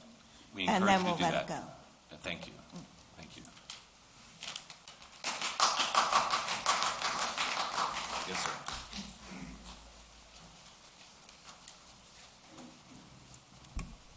Eric Svensson, Brookside Development. Couple questions I have is, I was hoping John was still here when he got here. What he was asking in regard to the wetlands and historical wetlands, I mean, that was wetlands 20, 30 years ago before the farmer started. Are we doing a historic wetlands research on this? What's the full extent of that survey? Or are they just walking, finding dirt, bog turtles, you know? So we are not, the identification of the wetlands and all permitting is not under the jurisdiction of the municipality. That is handled by the NJDEP. They will have to get a letter of interpretation that confirms what the applicant's consultants. No, I understand that. As for wetlands, they will do their own verification Okay. as necessary. DEP will, in reviewing the plans, historical data, everything to that. So that is a DEP jurisdictional item that is not, and I don't believe, and cannot be reviewed locally. The only thing we can do is, when the permit is issued, there's a comment period about it, so we can make comments at that time. Prior to the permit. But, so the engineer is going to do the wetland survey and provide that to DEP. We don't know what, it's based on the engineer, we don't know what they're really doing as far as the testing. Okay. And is all this documentation, like, going to be on the website, public access, like that nature? In regard to the traffic studies, are they going to extend that to 70 and Ayerstown Road? Or, obviously they'll do Church Road, but because that intersection is pretty bad as it is, and we had these 248 homes, or... What was your question again, sir? What are they? I'm sorry. You had said traffic study? Ayerstown Road and Church Road, obviously, is going to be studied for the traffic signal. Are they going to do 70 in Ayerstown also, based on the number of cars that are going to be now accessing the Wawa and crossing into downtown from this new development by Rick's Auto Body? We will get the traffic impact statement and review it, and if we decide that 70 in Ayerstown needs to be looked at, we will ask them to look at it, and actually maybe I'll ask them to look at it before they do their traffic impact statement. Ayerstown and 70. Ayerstown and 70, yeah. New Freedom's a four-way stop, right? Yeah, New Freedom's a four-way stop. Yeah, and we have New Freedom that's a four-way stop there, too. Yeah, we'll look at that road for sure. Yeah, that's coming. And we didn't receive any notifications in regard to this at any point in time. Where the next group of houses over. I'm going to ask that question directly to Mr. McGuckin. What is the proper notification procedure? By statute, the redevelopment plan has to be adopted by ordinance. The ordinance first reading, that's tonight. The council has allowed public comment tonight, which is not normally the case on a first reading, but because of the importance of it, the council wanted to make sure that it was a public presentation beforehand. The public hearing on these ordinances is actually when they're on to the second reading, which is March 17th. Okay. People have an opportunity to comment upon them further. Assuming the ordinances and the redevelopment plans are adopted, at some point in the future, down the road, for each of these projects, the applicant will have to apply to the planning board for site plan approval, and if any variance will be sought, and they would have to notify anyone within 200 feet of any of the property lines, in accordance with the municipal land use law. That's when the traffic studies, environmental studies, and so forth will be considered by the planning board. Okay, I was talking about like the previous one, like last year. We were never So notified. the housing element fair share plan is part of the master plan that was advertised in the newspaper, Okay. in the public portions of the newspaper, in the municipal building. Although I wasn't here, there's a statutory process for how that occurs, and I know that process was followed, and all the public notices were made, and there were public hearings. Okay. You also get notified when the applicant or the developer submits to DEP for the permits, and anybody within 200 feet will get notified of that as well. All right, thank you. Okay. These matters currently are for zoning purposes. Right. The planning board is where the notifications come in, is that correct? Yeah. Okay. Yeah. Now, in regard to the wetlands and the Rick's Auto Body. Yes, sir. We did find out there's more homes there because they're putting, I guess, more low-income housing in other places. Affordable. Affordable. Is there redistribution that's available on these other properties? As was pointed out that, you know, we're getting inundated with a lot more homes on a piece of property based on less affordable. The original densities were determined during the adoption of the plan. They were set forth in the housing element. So, but some have different ratios. Correct. Okay, that's all. But there's no way to redistribute some from Rick's to some of the others because of the 300-foot buffer and wetlands and some other situations. Anything's possible. Yeah. Okay. We have to see what happens. Yeah. Yeah. We're talking about the preliminary overlay currently. All the matters that have been brought up, environmental, wet, whatever these may be, may affect how the final zoning is laid in. But to your point, we understand that if something comes up and occupies some of these parcels and things have to move, We can have to hopefully make those adjustments. eliminate some with the contractor? We'll do everything we can to satisfy our obligations. Thank you. Thank you for the time, and thank you for the police being patient back there on us. Thank you, sir. Appreciate it.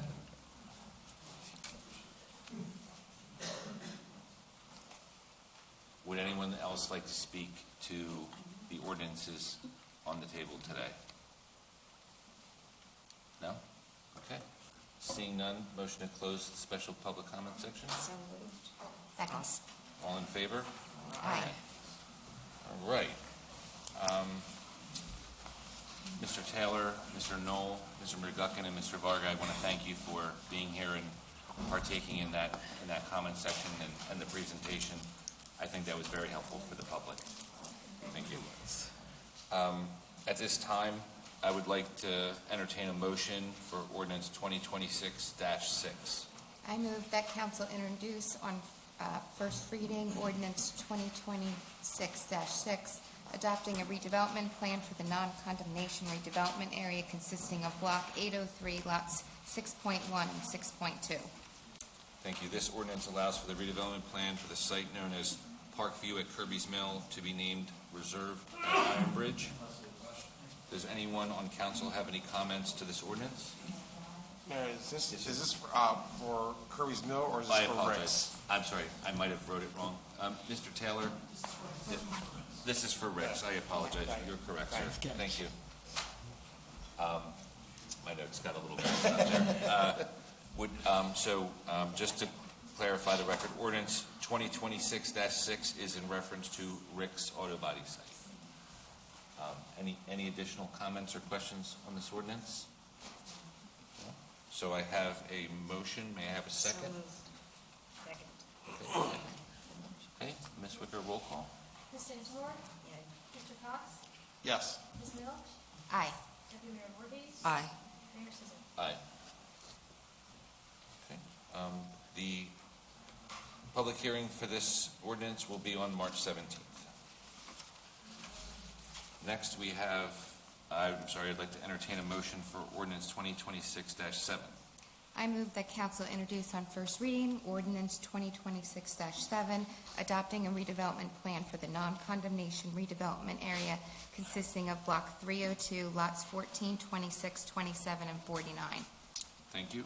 This ordinance allows for the redevelopment plan for the site known as Trollinger Key. Am I correct? Okay, which will be named Stonebridge. Any comments or questions on this ordinance? No? Seeing none, may I have a second?